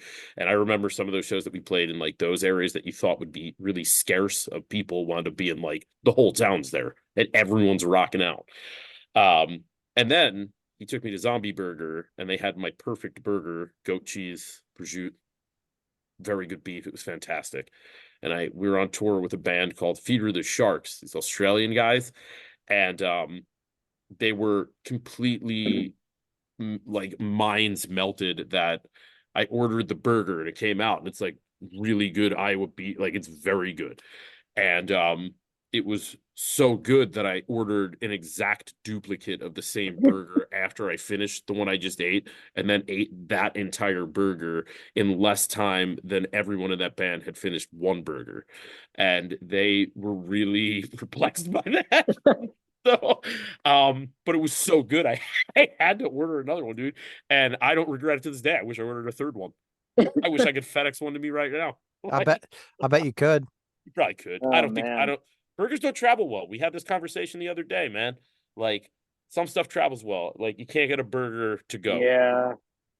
Not the Yeah, same it's hard. experience. No. A No, Reuben, Doesn't taste though, the same. like a Mm. Reuben you can heat up. There was a point in time for tour stories that 9 different states, I had 9 different Reubens in 9 days. That was a personal goal for me. Oh shit. Yeah. I never skimped on the eating on tour. I was very much a bit like, again, fringe benefits. Like you're in a lot of, even if you're trying to connect to culture in a lot of places, I feel like the food is such a good direct route to it, right? Like, Oh yeah. there's no place like New Orleans with food and the stuff they eat there. But I felt very much about, places in Arkansas for barbecue, or places in Kentucky for barbecue, Texas for like the Tex-Mex stuff, Texas especially. I mean, let's just say this, like I don't even need all that barbecue. Just bring me to Buc-ee's. Like, dude, I can eat that shit for days. I could get lost in that store for like 3 days. It's amazing. Oh, you don't even have to go to Texas anymore. There's one here in Kentucky. Is there a Buc-ee's in Kentucky? Yeah. That seems weird. Oh, it's fucking weird. Same mascot and everything? Yes. Oh yeah, it's the same Buc-ee's. It's the same company. Do they have some sort of like, are they trying to make it like Kentucky themed at all? Like, is there just like straight mash bourbon? like, or what? I've only been in there once, but they've got their fucking little restaurant in the middle of the store where they're serving barbecue, and like they got your dude they got Bucky running around. Oh, they have a Bucky mascot. I've not seen that. I do still have my Bucky's bottle opener, though, I will say. Fuck. Randomly, I will see, like I feel like there was at least 2 people that I saw recently that had Bucky gear on, like a shirt or something. And I was like, nice shirt. I always feel like I'm in the club. Yeah, like not everyone knows that. Like it's like now everyone fucking knows. Like Bucky's is the thing. It's like a cool thing. Yeah. We took the kids. We went around the country this summer, like out to California and back. And our last stop was in Texas. We stopped in Amarillo though. And I was like, oh, let's find a Bucky's, right? Yeah. We're in fucking Texas. 1,025 miles to the nearest Bucky's. Jesus. I was like, I guess we're not going there. And you know what's messed up? That 1,000 miles away in Texas is like 7% of Texas. I know. Texas is one of the only places that I remember waking up in the state, driving all day, falling asleep while still driving, and waking up, not stopping driving, and we were still in Texas. Yeah, man. That was actually, if this is like story time, one of my more brilliant, and Hiran, I would be shocked if you don't remember this. We went and we were playing in McClellan, Texas, I think, and it was like way down. And if you remember correctly, we had the van and we were taking it through all this like tall savanna grass, and like the thing got riddled with bugs. We wind up stopping at some random gas station, literally the first one we'd seen in like what seemed like forever miles, right? And we go in and it's this like family owned joint and it just smells so good. They're cooking this whole thing. And it was like one of those things where like the mom or the grandmother was just like homemaking tamales. And I was like, oh shit, yeah, like I gotta get me some of that. So I buy them or whatever. And I just didn't realize that like, oh, like cool. So I just, I get to the van, I take it out, I'm just gnawing on this thing. And I'm like, everyone's watching me and I don't know why. And I'm like really struggling to like eat this fucking thing. And I'm like, why is this good? Why would a whole culture of people do this? This seems so difficult to eat. And I ate them. And then at the very end, after I'd eaten like 3 or 4 of them, one of you told me that you weren't supposed to eat the corn husk. Remove the husk. Yeah. And they let me just blast like 3 of them in the van, dude. And I just wild feral animal, like just was like ripping hunks of this shit off, and you guys were like just so cool, calm, and collected. It wasn't like anyone even broke. They just let it happen. And I think it was Don that was just like, yeah, you're not supposed to eat the corn husk. And I'm just sitting there then thinking about the fact that I just force fed myself 3 husks, I was like, oh god, like you guys probably had an absolute field day with that one. That's hilarious. Fuck yeah, that's hilarious. So speaking of good tamales, Nadev Martinez in Flint. Fuck, dude. Every time I go to Michigan, I'm like, hey, dude, hook me up. All right. Nice. He makes them, or someone in his family make them? I think he makes them, and they are fucking delicious, dude. Good authentic cooking like that. I love tamales. Yeah. You got to take the husk off. You gotta eat the husk. I mean, unless you're bold. I was too bold. I wasn't trying to be bold. Sometimes you're just hungry and you just go for it. So had you never eaten tamales before, Brian? I have not, surprisingly, which I am very proud of the fact that I am a very adventurous eater and I will try most things. There are not a lot of foods that I will not try at least once, unless there's olives in it. I fucking hate olives, so I can't do like dirty Yeah. martinis or anything like that. I It's the can't most like believe that. sacrilegious Italian thing about me, right? Like I can't do olives, right? But like a lot of other stuff I will try, even if I'm not whatever, maybe I don't like it, I won't try it again. But no, I had not had tamales up till that point. But even still, it's just like, are you an idiot? Like, shouldn't it have been obvious after you spent 20 minutes just gnawing on the first one that you're like, oh, better eat another 2 of these? Like, idiot, like a schmuck. I'm a schmuck. What? What a Dude, schmohawk. Yeah.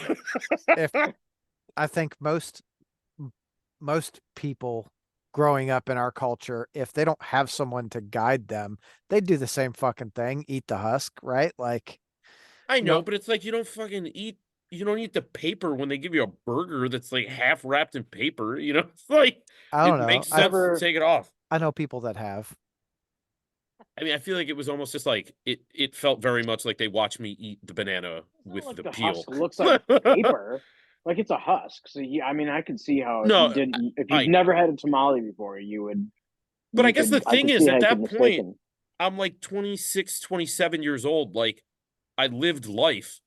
Like, it should have been Obviously not barely, enough. apparently not as much as I thought I did, right? But yeah, so that was that day you learned about life. I learned, about you life learned a and lot about life. unrelenting, perpetual embarrassment that I will carry with me for the rest of my life. Oh God. How fucking awesome. I do miss the food though. That was one Oh huge man, fringe benefit, food man. was all right. So we need another. touring. I'm hearing another Battlecross tour in the works. We're only going to go to major food stops though. Yeah, major food stops. That's fine. Yeah. You got to come to Louisville. I'm good with that. Dude, I feel like Louisville always has good shit. Yeah. So I think for like the last 5 years, we've ranked in the top 10 foodie destinations in the world. Oh yeah, nice. You guys ever had a kangaroo burger? No, but go on. Oh, dude. Best burger I've ever eaten in my whole fucking life. Is it legitimately made out of kangaroo? Yes, it is. Oh shit. I didn't know if that was like a thing because it's like, oh, it has like 2 eggs on it. Kangaroo burger. No, it's legit like a fucking kangaroo like burger. an actual kangaroo. So they serve kangaroo, yak, bison, all kinds of shit. I've had both of those. I've had ostrich, and I think probably the most exotic like meat that way. I think you might have been with us, Hiran. Like I think me and Gumby got into like some jerky place on the road and they had all sorts of like weird shit. Oh yeah, yeah. And I think we got like alligator or something. The jerky outlet. Yeah. I just remember looking at it though, and I'm like, I don't really want to eat raven jerky though. It was like some stuff where it's like crow eggs. Yeah, it's like where are you manifesting this stuff from? Like do you have like a raven farm that's very Edgar Allan Poe of you? Like, all right, I'm gonna ask you guys. Sorry, yeah. Kind of on back on track. Sure. Because I could talk food all night. Same. Have you guys like opened the vinyl and seen the records? I have not, and it has not been any sort of reactionary bias against them or anything like that. I probably over the course of the last 2 years have gone very deep into vinyl collecting, and I haven't before. So I have kind of records that I get, and I will try to listen to them chronologically in order of purchase. So the Battlecross records are in the queue, but I have not opened them yet. I cannot listen to mine chronologically, like not in order that I fucking get them. Like I feel like I had 10 records that showed up on my doorstep this week. I'm like, fuck. I know. I got Seasons in the Abyss on vinyl, and I was just kind of like, fuck, like I got to listen to that one. Well, it was funny because I was bitching so much about it that you obviously know Tony Torino, Ron. He got me a copy for Christmas, and Megan got me a copy. Oh, yeah, nice. They're gorgeous. I love the colored vinyl. That's awesome. Yeah, I saw people people had taken pictures of it, and they look awesome. But yeah, I haven't opened mine because I'm just like half like don't want to and just want to hang them up and not open them. Yeah, I know what you mean. But I do kind of want to listen to them. But I don't know. I'm weird about. I don't really listen to our stuff unless I have to play it. So. No, but I think your relationship. That's just how I am. It is different. Yeah. But I mean, it's like I kind of wanted to hear the vinyl version of it, But Yeah. Yeah. at the same time, I'm just kind of like, I just want to leave them as is and hang Dude, out. I So, can't tell you how excited I was that they came out on vinyl, because oh man, I've wanted me and that you for both, so fucking Yeah. long. Yeah. dude. Like, Same. Highly Like requested at merch. it was yeah, actually funny because I was actually talking to Shannon like a while prior to that, and he was like talking about his collection because he has all like the vinyl that he played drums on, and he's like, but man, I want like he's like, I know there's a picture disc, but he's like, I want like a real release of War Will. yeah, And I was like, yeah, it'd be cool, if like somebody maybe a Euro label or something will pick it up someday and it'll happen. And then lo and behold, that label, like all that was happening like out of nowhere, Backbreaker Records. So I thought that was just so cool that it worked out. It was legit. There was like Yeah, no it was bullshit legit. behind it, Yeah. like because like I label and like wanted to make sure like because mostly it was just I mean it really was just so like I didn't want the fans to get like ripped off. So I was Right, like, right. hey yeah. man, like, can you just get me a copy of like Mm. some correspondence with the label, like just some sort of proof, Is just that because I needed to feel like Ooh. warm and fuzzies of like, Yeah. hey, like Yeah. this is the thing, So they were super cool about it. He was totally awesome about, yeah, let me get you the paperwork, all that stuff. So they were awesome about it. And just the fact that they did it, like no other label, that they were willing to do that and Right. give it such an awesome release, Yeah. like how the vinyl looked and the artwork and all that. It was just that was so cool of them. Oh, So I absolutely agree. The fucking vinyls are gorgeous. Um, we're actually somewhere in this episode, I'm gonna cut in something and I'm gonna give away a set of those vinyl to someone. Nice. nice, fuck yeah, that's awesome. So I think, I'm a like you guys, right? I'm a vinyl collector. I don't know. I don't even know how many I have right now, but I look at this fucking tower of records over here. I just got a new record player, so I've been like It's a good stuck in, feeling. It's a yeah. good feeling. Well, Nice. it broke like a month ago, and I'm like, motherfucker. Oh Like, man. Yeah. so I ordered one. It finally came. I set it up, and it took me about 3 hours to get the weights all right and all Oh god, Yeah, pretty yeah. and shit. Oh my God. Now I'm like every night put on a fucking couple of records, jam out. Dude, it's like the best thing though, because I even feel like you ingest it so much differently because you have to. And there's so much stuff that, you maybe wouldn't have gotten to hear otherwise that, you don't know. And I think it's just such a complete way to take in you know, I think especially back with older stuff, like a period of time, some of those records, like Zeppelin 4 at this particular time this is what they sounded like, and some of that stuff to me just being so analog and recorded, some of it just live was just so ridiculous, but I've definitely found like a lot of cool stuff, like we'll throw on a record when I'm cooking and, stuff like that, like in the night, glass of wine or whatever, and it's been really dope.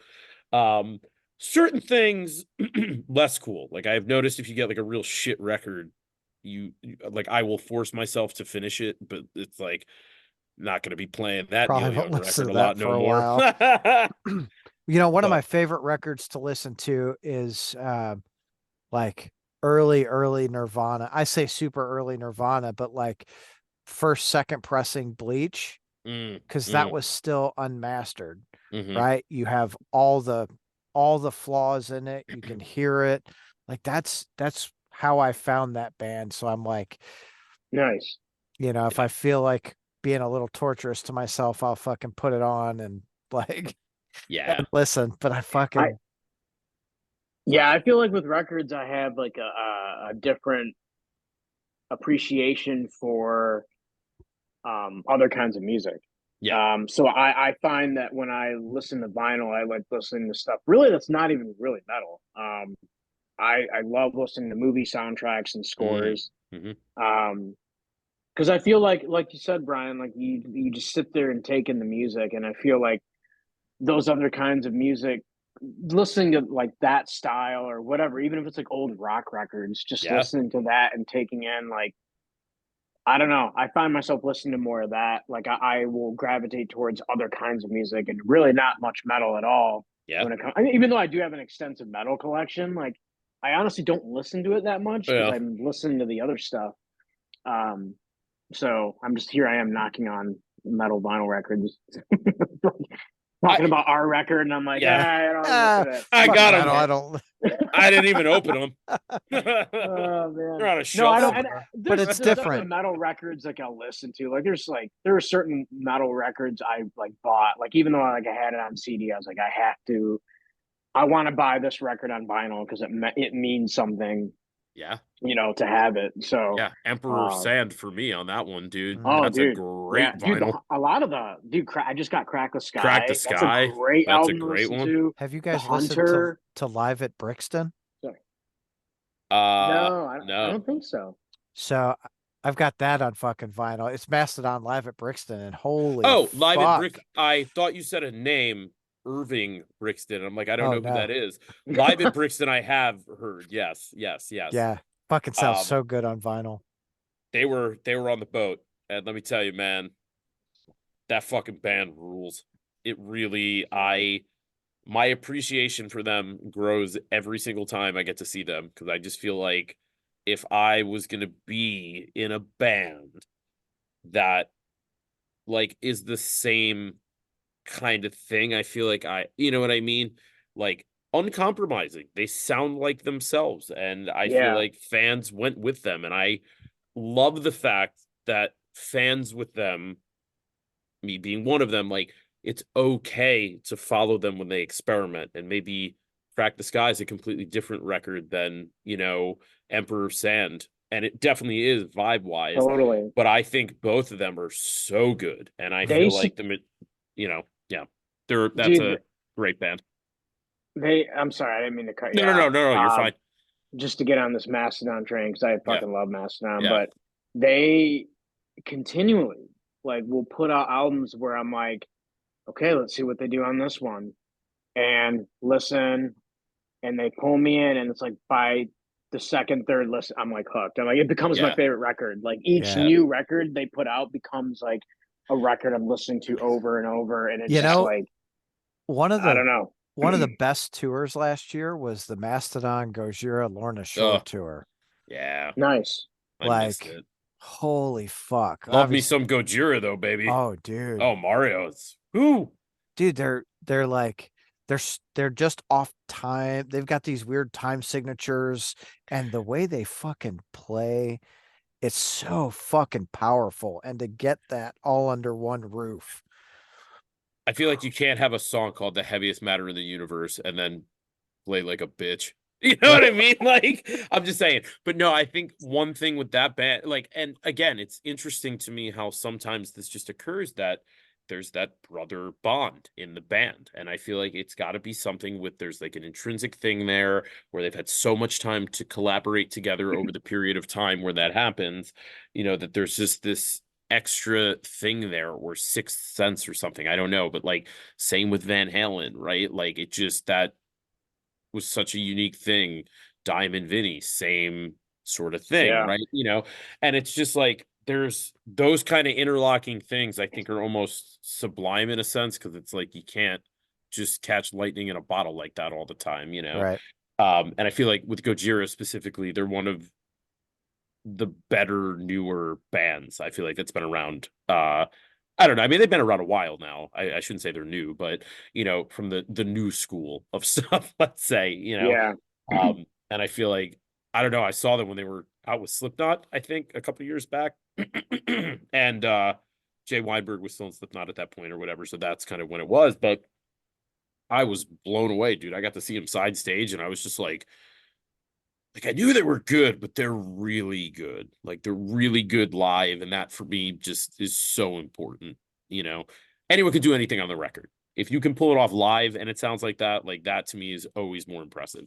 Well, and that's the thing, right? It's like I could really like a band on record, but if I go see them live and they suck, I'm like, Stuff. okay, I can't really go back and listen to the record and go, oh man, that record is still so good. I'm like, there's too much studio magic to me at that point. And Yeah. I'll give them 2 or 3 times of seeing them live because maybe you had an off show. Yeah. Jesus. Yeah, and Like, that does happen.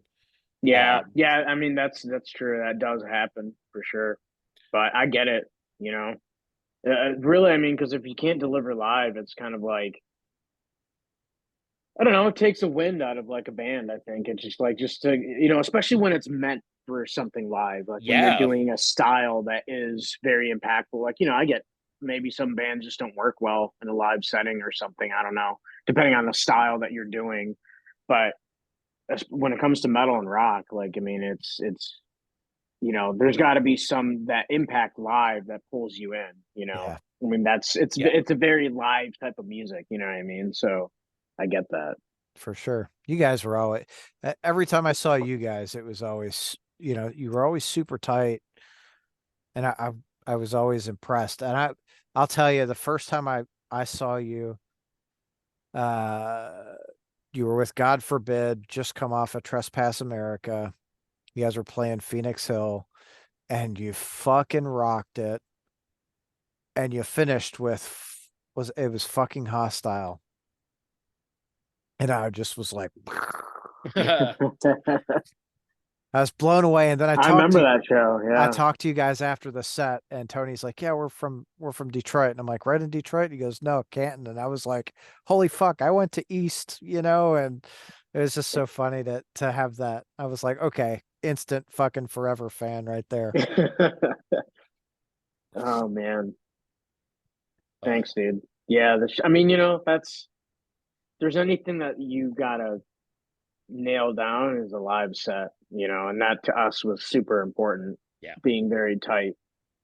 So, uh, I also feel like it's like one yeah. of those things too, where you gotta say, right? Like, I am a musician first, but I'm a fan of music probably before that. So maybe I'm a musician second and a fan of music first for those keeping Yeah, Yeah. track. But, it's like the bands I loved going to see, or, and I think the stuff I listened to a lot growing up was pretty diverse. So I went and saw a lot of jazz cats and, still metal guys and, big Rush fan, obviously, and bands like that, The Dead, from my mom. And it's like, there's different kinds of live performance. The Dead having a great show is not the same thing as, Slayer having a great show. It's a no, different kind of thing you're aiming for. But I still feel like, to me, the bands that were always the most enticing were the ones that, with whatever live show they were trying to put on, were very serious about the show, and I could even say, as like a kind of interesting example, like, not a huge Dave Matthews fan. I love Carter, all that stuff, but like, I would put it up against a lot of professional bands to go out and play a better live show. I mean, they're just so good at being a live band, and that's come where they made. on, No, I mean, no. Like, so I I'll tell you, I am not a fucking Dave fan either. no, And I mean, Jen loves Dave, so he's playing Bourbon and Beyond this year, yeah. and I'm like, this is probably the only time you'll Is ever it get me to just go. him or is it the Dave Matthews Band? It's It's the a band. difference. So I'll say this, like, early Dave Matthews, Under the Table, Crash, that era stuff, very, very good. Like, you really, like, even as just a musician standpoint, I think the thing is with him, it's like you don't love the voice all the time. And I think it's almost like Rush for a lot of people, where it's like you make the music's great, but it's hard to get past his voice for some people. I personally really like it. Same with Smashing Pumpkins. Like, not a lot of people are into Billy Corgan's voice. I love Jimmy Chamberlain and the band and the whole thing, right? Yeah. For Dave, obviously Carter is just such a good drummer, and I thought what they were doing was so good, but again, a band where I felt like the music was okay, but then I saw them play live and it was just a complete different energy entirely. So tight for being so non-scripted. Like, they just know, right? Like, and me being a jazz guy when I was coming up, like, improv's so difficult to do sometimes, especially to make it sound not shitty. And they're so good at understanding music and the kind of what's going on between the players in that machine that it's so difficult to pull off some of the stuff they do as tight as they do it. You know what I mean? Sure.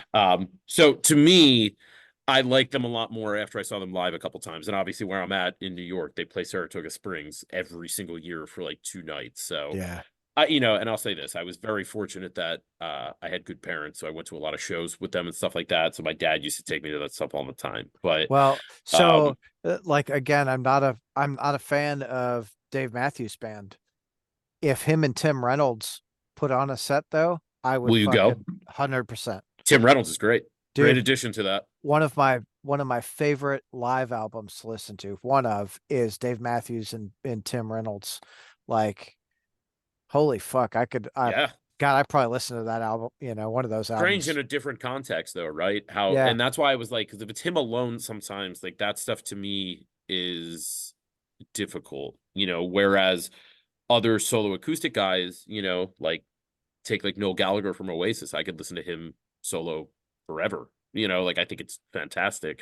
But Dave can get on my I get over it real quick. Carter for yeah, me was really the big part of that band. But um the point being to bring it back around was that it's I was always so captivated by the incredible live show. So when it came time for me to put on my own show, it was always that. I never felt like I wanted to do less than my best. And I felt like, especially if people are paying to come see me do my thing, I don't feel like it's fair that these people that are spending money on a ticket should have me go up there half in the bag, or I didn't right. practice, or, any of that. Like, and I remember Don saying this at one point to me at some point throughout the years that, we were having, if it was me and Don, we probably had a couple and we were just,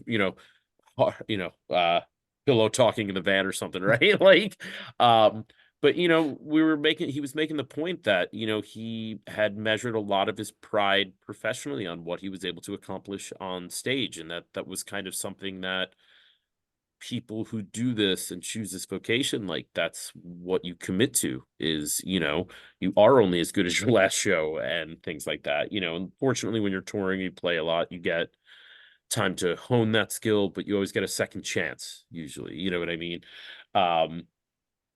But I think the thing is, it's, we were always so emphasis on the music, emphasis on the live show, that I think for all of us was always what we felt like would sustain the band. Even if we came out with a great record and maybe come out with another hopefully great record with a cool drummer on it, like I think the thing is, it would still more than likely translate better live than it would sound on the record, even if the record's a good sounding record. I think I, that's just the nature of what we do. I think that's a lot of metal is like that too, right? Like the live show. Oh, to me, the live show 90% of the time transcends what Mhm. that album is. Mhm. So it's like, Different energy, and it yeah. really is. Um, but yeah, uh, I'm trying to think. This is Oh shit, we lost Huron. oh no, he hates His us his phone died. or something, right? He was like, "Oh Uh, fuck." he's like, oh, they're talking about Dave Matthews again. I Yeah, gotta go. fuck I those fucking hate guys. Dave Matthews. No, actually, speaking of live albums, this is an interesting thing. So obviously Shads was playing the 20th anniversary thing. Um, not this weekend, but the previous one. And Jay had asked if he could use my, drum sampler. And he was just putting some intros for the songs and all that stuff on or whatever. And he was like, oh, dude. He's like, do you have Speak of the Devil by Ozzy? And I'm like, I don't. And I didn't realize, like, I don't have it on vinyl. You can't buy it on CD. I obviously knew the record, but I hadn't listened to it in years. And actually, between the two big live ones, I had always sort of listened to the Randy Rhoads tribute instead of Speak of the Devil. Yeah. And so he throws some sample on there or whatever. It's just Ozzy crowd banter or something, right? And it's hilarious. It goes off great at the shows. But I went back and I listened to the record and I was just kind of like, this is great. Like, this is prime, like good, like Tommy Aldridge on drums, just absolutely crushing it. I think it was Brad Gillis on guitar, like just so good. So good. So I mean, even live albums, I feel like now some of them are kind of shitty. And Yeah. that's one that came out what in like 82, 83. Sounds fantastic. Well, but we look at that and we look back at a lot of the bands from 60s, 70s, 80s, right? Like a lot of that music even today still sounds fucking fantastic because it was a very different time. The Mhm. accessibility to studios wasn't as easy as Agreed. it is now. And you couldn't go in there for 6 months at a time and really nail down this song and make sure it was perfect. You had to be really good at what you were fucking doing, Yeah. you know? I also feel like too, it's so easy to record shit now that there's not a deep vetting process. Like to your point that you had to be the best to go to the studio because like you had to Yeah. be better than everyone else. Um Now it's just like, someone can write a song, a rap song about ducks on an iPad in a van and release it. And it's not half bad, but it's still just, it's not that good, you know? Right. And I think you put it out there. So I feel like it kind of takes away from the very good and sort of pulls everyone to kind of the center of just everyone's okay, and then you do have your standouts, obviously, things like that. But I think just the way to create stuff now has become so much easier and more streamlined that anyone can do it. So you don't have to be as skilled in order to produce those things like you used to. Right. No, but when you are skilled, it really Yeah. stands out, and that's, I'm grateful for that shit because man, when it fucking gives you goosebumps, you're like, all right, this is real. These guys know what the hell's going on. That's how I feel about Dave Matthews. Full circle, right back. Oh But fuck. I know what you mean, and there's definitely moments for me, that I've been at shows where you're just kind of like, it's a very surreal thing, and like I was saying, like me and my dad were like concert buddies my whole life, so we've seen a ton of people together, and obviously he was like a huge Rush head, but it was just always so crazy to me, and it happens with other bands too, where it's like you're taking in the show's great, you're kind of looking at the crowd, you're looking at the band, you're looking at the whole moment, kind of, 360, and I just always still find it incredible if you're in the room with like a great band that it's you yourself are in the room with these guys or girls doing their thing and it's happening in real time. And I still mind blowing. Like it was so mind blowing to me that I was in the room with those three dudes in Rush, or I got to go see Cream at Madison Square Garden, like the original lineup, Eric Clapton, Jack Bruce and Ginger Baker. So like that was fucking insane. But I was really, it still blows my mind the way it did when I was 16, so I think that's the power of live performance too, is that it 100%. transcends, right? Like, and it's things that, you know I'll never get tired of seeing a good live band, if that makes sense, even if it's Oh, not the same band. absolutely. I will never, I'm never tired of a good live show. Yeah, never. I'm Even if always, it's different bands having a different live show. But I mean, like I said, there's definitely bands that I've seen more than a couple times that like it's good every time. It's yeah. good every time, you know? Yeah. I mean, for me, Battlecross is one of those bands. Like, Oh, and pshaw. and I really don't even know how many times I've seen the band.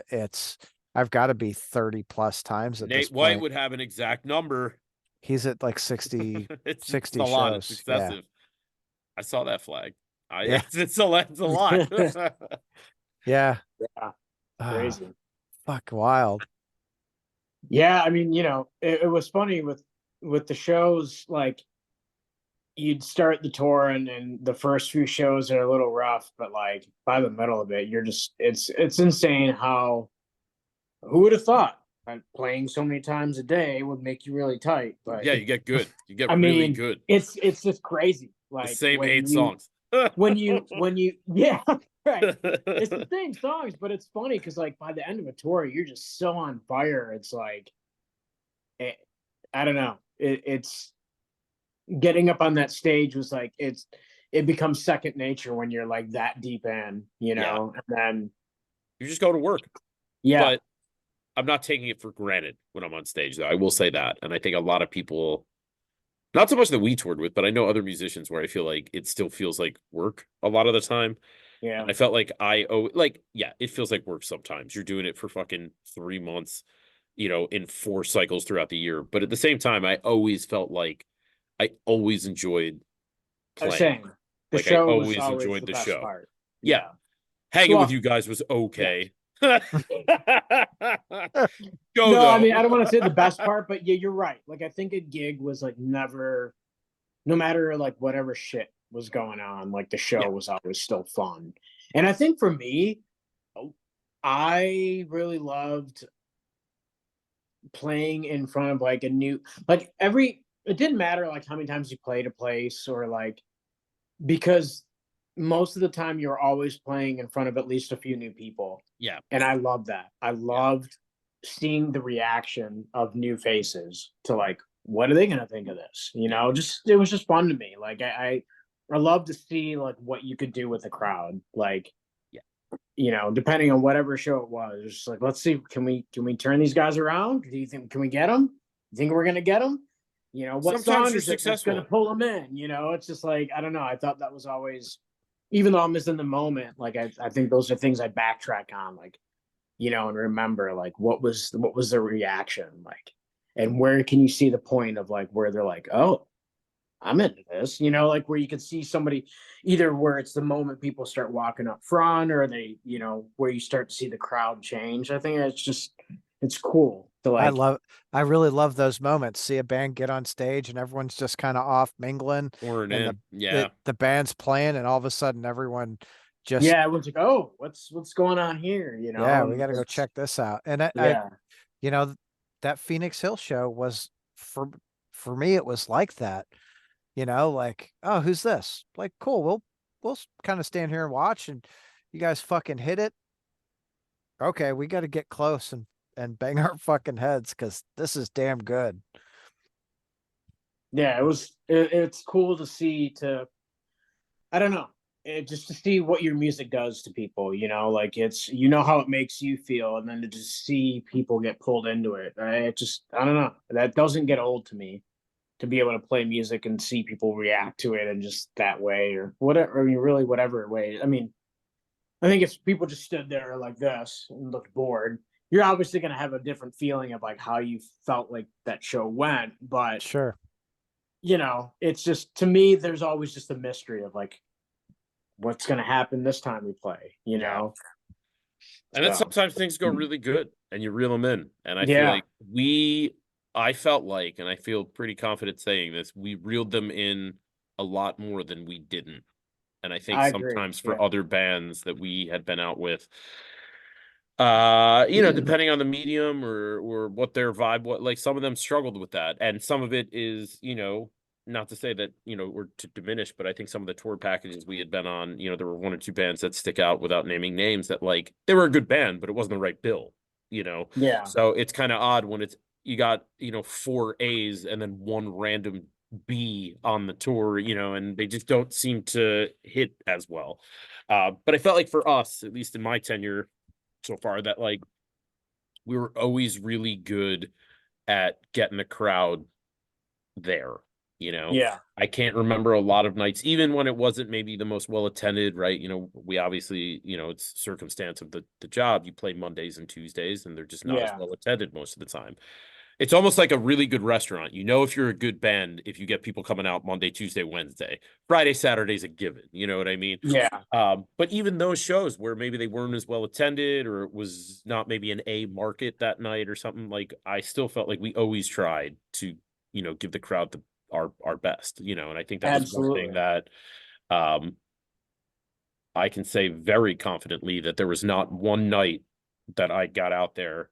There were nights I didn't play as well as other nights for sure, but it was never the intention. And it was always, and I mean, Hiran can attest to this too. I mean, like, I had a very ritualistic warm up for 40 minutes before the show, almost every single show, and I feel like if I didn't care, I wouldn't be doing that. Ironically enough, when you said you interviewed Jimmy Bauer, I can remember Jimmy Bauer at Harpo's just walking into the dressing room and kind of taking the sticks out of my hand. He's like, "Do you really need to warm up that much, kid?" Like, or something like that. Like, it's absolutely lambasted me. And of course, like all the super joints there, Blue, their drummers there, and he's fucking dying. But no, I mean, it was it was, as I said before, I feel like the musicianship in this band was always at the forefront of what we were trying to accomplish, whether it was the live show, the writing, the, whatever. Um, but I think it was always with the slant that, we wanted to give the best live performance. And I mean, I know for me, you know, I love all the bands we toured with, and I'm friends with all of them. On stage, I wanted to kick your ass. I don't give a shit if it's Super Joint. I don't care if it's Child Bite, the headliner, the not, whatever. Like, I wanted to go out and I wanted to be the best band that played that night. And then when we're off stage, we're fine. But that was the attitude that, I kind of went. And it was not, friendly competitive, not like, fuck these guys, we're better. It wasn't that. Right. But, it's stuff to motivate you to play well, to get you going to play the best show. And that was always my attitude, was like, I want to kick everyone's ass. And I know we can. I knew all the pieces were there to do it. And I think a lot of nights, better or worse, we did. So Yeah. Yeah. So is there a band that you guys toured with that was just like fucking out of this world for you every night? Like, I never thought I'd be playing with this band. in a good way, like, oh Yeah. shit, like this is rad, or Yes, in a good way. because there were some where I'm like, oh, I can't believe we got to do this shit for 3 months. uh I don't want to talk about them. I no, want to no, talk no, no, about the no. good ones. I would say, I mean, look, and I think Hiran would probably agree with this. Like, Super Joint for me was pretty cool.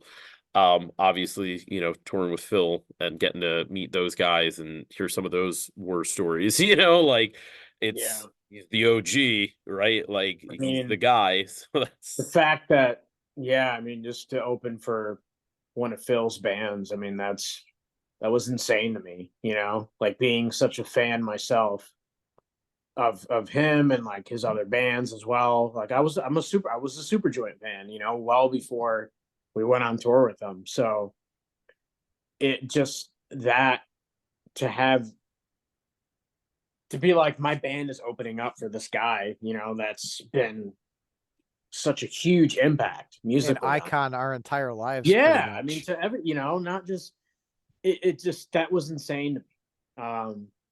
So that was definitely like just a like pinch me moment, yeah. Um, Do you remember the first time I met him, when we were on the bus and he just like was trying to go to bed, and then he just turned around and looked at me and then didn't say anything, and I'm like getting really nervous at this point because Phil's kind of like, like intense guy sometimes, right? Like, and he just kind of comes up to me and he's just like, he's like all in my face, like doing all these karate chop moves, and I'm like stunned and I don't know what to do.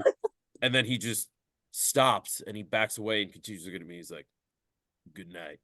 And then he just shut the slidey thing and went to bed. And I was like, I guess he's cool with me, because he wouldn't have done that otherwise. I can say for this, if we're sort of touching on things from before with memorable shows, people that blew me away. I always loved the Hatebreed guys. I think that's a fucking Yeah. incredibly good band. And I think that every single dude in that band is like the best dude. 100%. So the tour that I met Battlecross on was Hatebreed was headlining, Shads was direct support, the Acacia Strain, Battlecross was opening the bill. They had Adam from All Shall Perish filling in at that point. And, and I knew he wasn't, coming back, or, he was going to go back to All Shall Perish. So there was an opening, and Jay obviously went and vouched, and things worked out the way they worked out, and they went and hired Alex. But I also, at that point, my house burned down. So there was no, like, my audition would have been forthcoming had that not happened. So I still feel like it worked out the way it needed to work out. But where was I going with this? What was the point? What were we just talking about? There was a We're point. talking about bands that we toured with. Oh, yeah. So, okay. And Hatebreed. Hatebreed. So I had teched for Bittner a lot, and Shads had toured a tremendous amount with Hatebreed over the years. So him and Matt are really, really good friends. And I knew Matt, obviously as the drummer in Hatebreed. Sort of this guy Jay knew, but he used to write articles in the back of Drum Magazine almost every month. So it's like shit that I would practice growing up, and then I meet him on the tour. We sort of broke down. The drummers sometimes get a little clicky, so that kind of happened. And we all kind of became friends or whatever. And I remember we went to Europe and played a festival in Spain that Hatebreed was headlining, and I was such a huge fan of the band, and I was already kind of like felt pretty, cool that I got to know these guys, and they're all super cool guys, and now, whatever. And I remember I got the show. I played a really good show outside this beautiful venue somewhere in Spain at like Resurrection Fest or something. I don't totally remember. It was one of those. But I Yeah, get off the stage and it's Wayne and Josta and I think Matty Byrne and all these guys, and they were so jazzed, so stoked about me playing drums and not setting them up. And I remember, I'm not gonna say who, but they're like, it's just like, Bittner gonna tech for you, or like, you know what I mean? And it was just such a nice compliment, and it was the first time I remember being like, fuck, like this is nice that I'm like starting to get to be an equal, not just the tech, not that I diminished the role of that. It Well, did a lot of good stuff, but it was I cool. think one of the cool things about Hatebreed is they're not just a band, right? They're also a fan of the music, right? Look at what Josta's doing with all the, Milwaukee Metal Fest and his podcast and his label, and it's just right. It's how can we perpetuate it? And you're a fucking tremendous drummer, dude. Like like you really are. Every time I fucking see you, I'm like, Thank you. Jesus Christ, man. I love watching your videos because I could watch you fucking play all the time. Thank you. And fuck yeah. I think everyone else recognizes that also. Yeah, it was definitely cool. And I feel like the thing is I take it seriously. So, it's always nice when you feel like you're putting a lot of time and effort into stuff, and then you can actually see it sort of pay out in a lot of different ways or mediums or dividends or what have you. It was obviously nice that, the guys in the band enjoyed what I did, and that we really, I think, gelled cohesively as a band. And obviously I wasn't same engine as the guys before. Each drummer's a little different when they come in, but I felt like what we were turning out from the point in time that I kind of came on board was really high quality, and I was very proud of it, and still very much am. But then it's cool because there's these other cats that you meet, through band or other people that I've met through Jay and stuff like that, that are these incredible drummers that like, oh my God, like I got to play in front of this guy now, and it's just insane when you get a nice compliment after that, because you're so nervous sometimes, Yeah.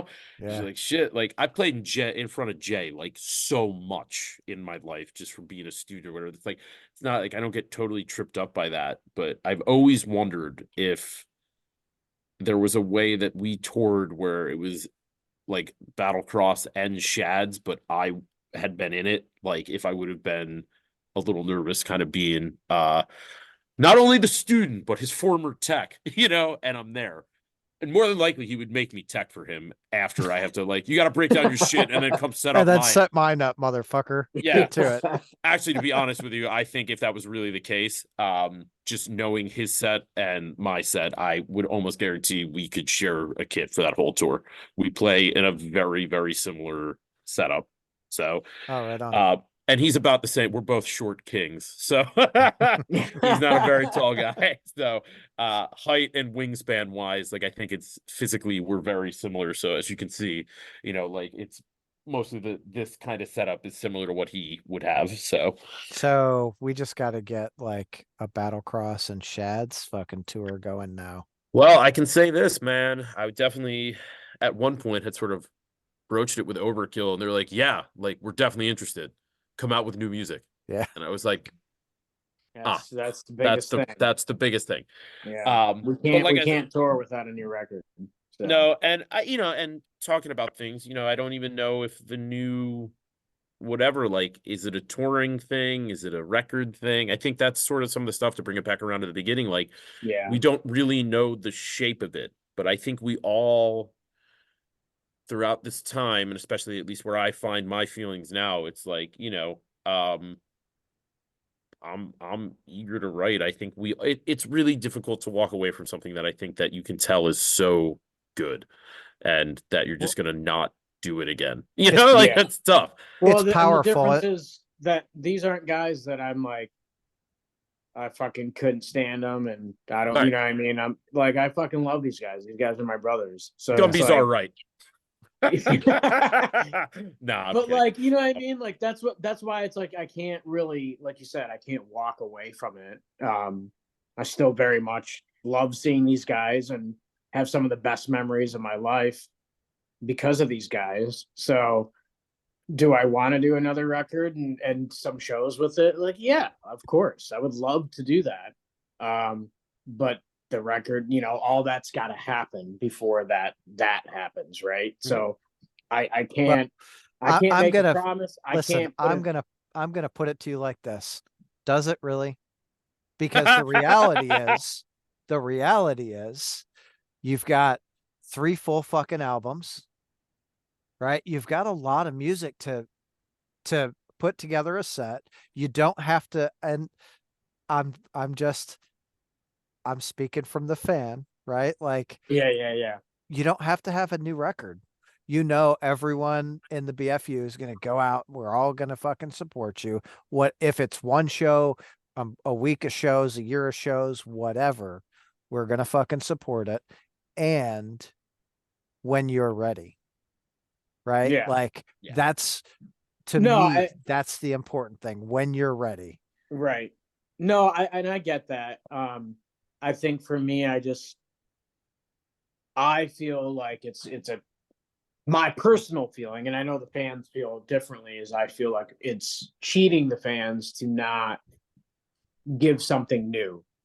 Hmm. Like I just don't like the idea of doing the same show over and over. So don't Especially when it's just do a the fucking show same of songs. covers. And well, here's the other thing is that you got to make sure that everybody's on board with changing up the set, and that's not always the case. The Yeah. easiest thing, So right? I don't want to point fingers at anybody, but it's very hard sometimes to get Yes. a change up in the set. Yeah.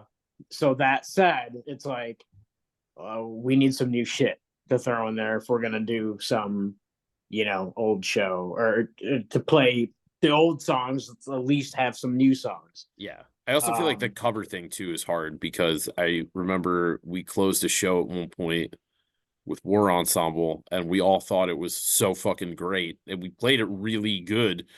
And I remember I was talking, it might have been Zach Guntel, and he's just like, yeah, I mean, you know, Slayer's cool, but like, would have been cool to hear, I don't know, a Battlecross song as your last song, that I came to see you guys and not Slayer. And I never forgot that, because I was like, as shitty as I feel To be for doing fair, that, he's not wrong. Like, like, you know, like, yeah, so but I that's the feel beauty of a live show, right? Because you don't know what, generally you don't know what songs are coming or what's going to end, yeah, right? no, I You know. know, you go for that. But Zach is also going to go see Creed 7 or 8 times on this tour. I mean, I was trying to do this the other day. I don't think I could name 4 Creed songs. I just know the 3 that everybody else knows. And I really thought hard about this, because it's Higher and the My Jacrifice, and then and then My Own Prison. yeah, or like, is that the 6 feet from the edge one or whatever? Like, or with arms wide 6 feet of edging. open, 6 feet of edging. Oh my Oh God. God. Dude, there's so many cover bands. We should start a Creed cover band. I still want to start my Cars cover band with Don, called Fender Bender. I thought I thought it'd be great. Oh man. Oh Ah, goodness. God. So Yeah. And you know, I think, really, like, when you guys are fucking ready, obviously we're still here for it. If you guys want to record an album, we're really fucking here for it. Yeah. No. I mean it when I say that I do want it to happen. I just don't know when. yeah. Sure. But I want it to happen, and you know, And I think that is maybe. different than what you necessarily wanted like over a year ago. Yeah, I mean, a You know, year ago, I felt like just I to was make the point. done. And I think I needed to step back, and Mhm. I still kind of, I think now I'm just at that point where, if I do music, then I want it to be in something that I put a lot of years into, Mhm. which is obviously this band, right? Yeah. So, yeah. When I was doing the other projects and stuff, I'm happy I got to do all that. And But I think now, like reflecting on it, it's like if I do something and I'm going to commit time to a band, I think that it would just be Battlecross. Like I'm just going to do that, you know? Oh, getting Uh, older, and I think your priorities are a little totally. different Yeah. now, right? Yeah. And like, you know, the whole touring thing, like we'll never tour like we did, you know, Yeah. years ago. But Never if we say were all never. on board to do some shows here and there, like, yeah, Yeah, like if it 100%. worked out in everybody's schedule, like, I mean, that's like I said, going back to like the freedom of feeling like you can just do things how you want to do. I think that's what makes this like, at least with, you know, if we're doing another album and all that stuff, like it would just be all on our own terms. And, you know, I see Yeah. it as doing it independent and all Mhm. that, you know. So there's no one to tell us no, you know, we'll just do what we want. I feel like that's how it should be, right? Like you Yeah. guys do it I mean, on that's the your way I terms. envision it. I don't want to speak for everybody else, but I like, like I that. feel like it you would know, make the most sense coming from where we're coming from. So I think do it that way yeah, to give us you know, I think the thing is at the end of the day, no matter what, independent label, all that stuff, I feel like you made the point before, like, I know the music's not going to suffer at the hands of whatever decision we make. Like, and I think for me, that's really it. I want to make, and I don't know why, and I've always felt like this, and this is not to diminish any of the other material, but for some reason, I feel like the fourth one's going to be like the best one. And I don't know why. Not even if I wasn't on it, I don't know. I felt like we had hit such a good stride, you know, toward when with what we were doing and how we were playing that I'm like, there's no way in my mind that all these five individual parts that are, you know, working so cohesively together is going to manufacture something bad, you know. yeah, But you know, I think the And thing is you want to push the songs where they need to go, and sometimes it isn't cut and paste and we're done. It's, you know, they can take months, you know, or, yeah. you know, sometimes you have people that are not all living in the same state. So that complicates things. Sorry. I You guess you got know, to move, uh, Brian.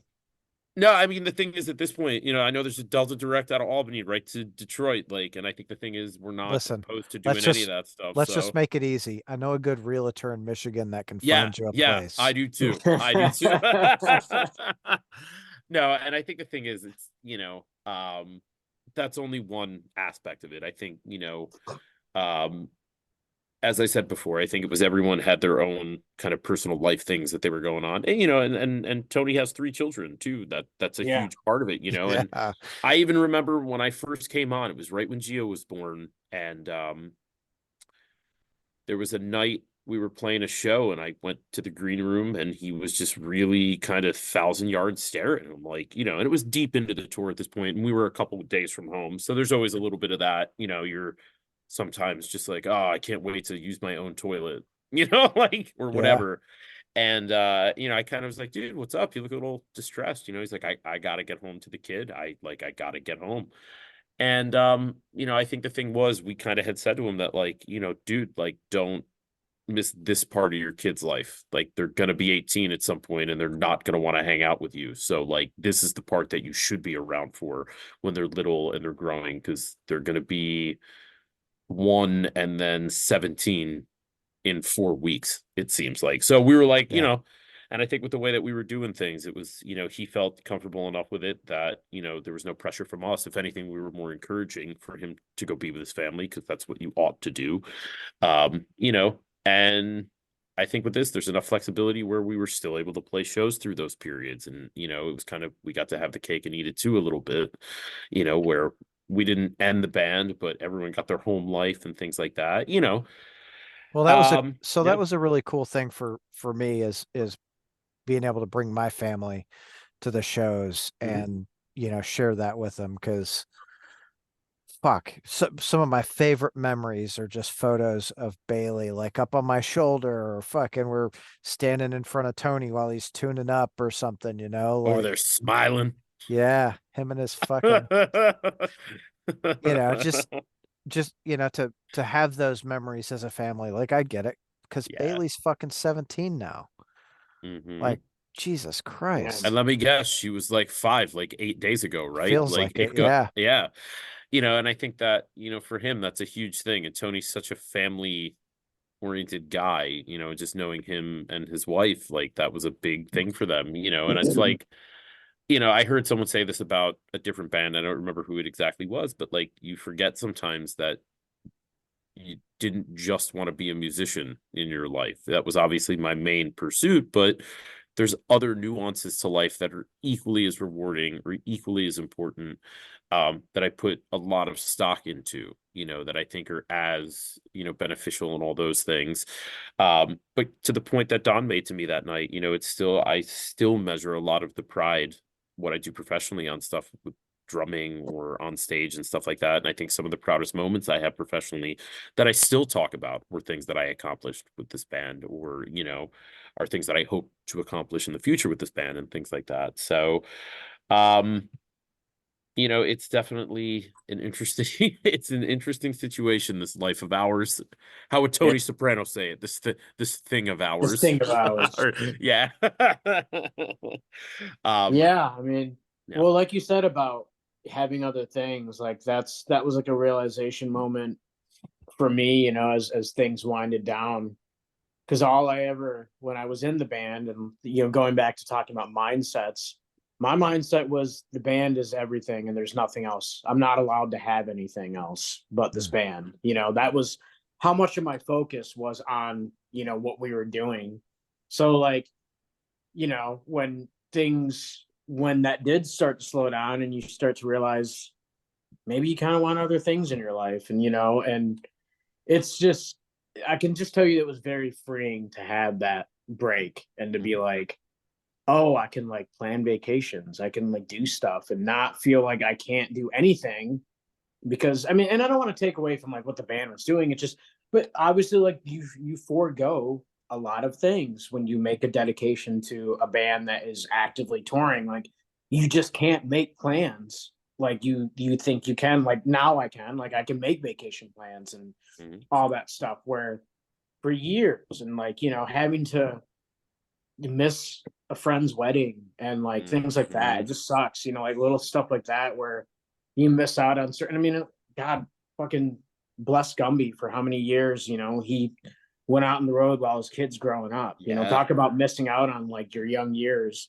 I mean, that was Gumby missing out on, you know, his kid growing up, being out there. So it's like there's a lot of sacrifice. So, well, and a lot of sacrifice too. A lot of sacrifice. So Maybe much more sacrifice. maybe more of that. The jury's still anything. out. Come to the show. You guys be the judge. But you know, I don't know. What I want to say is just like, you know, it's there came a point where it was just like there's other things in life, and that I'm discovering that it's like I can have more than just this, you know. And the fact that I do have this balance in my life is a lot better than simply focusing on one thing and feeling like that's all you can have, you know.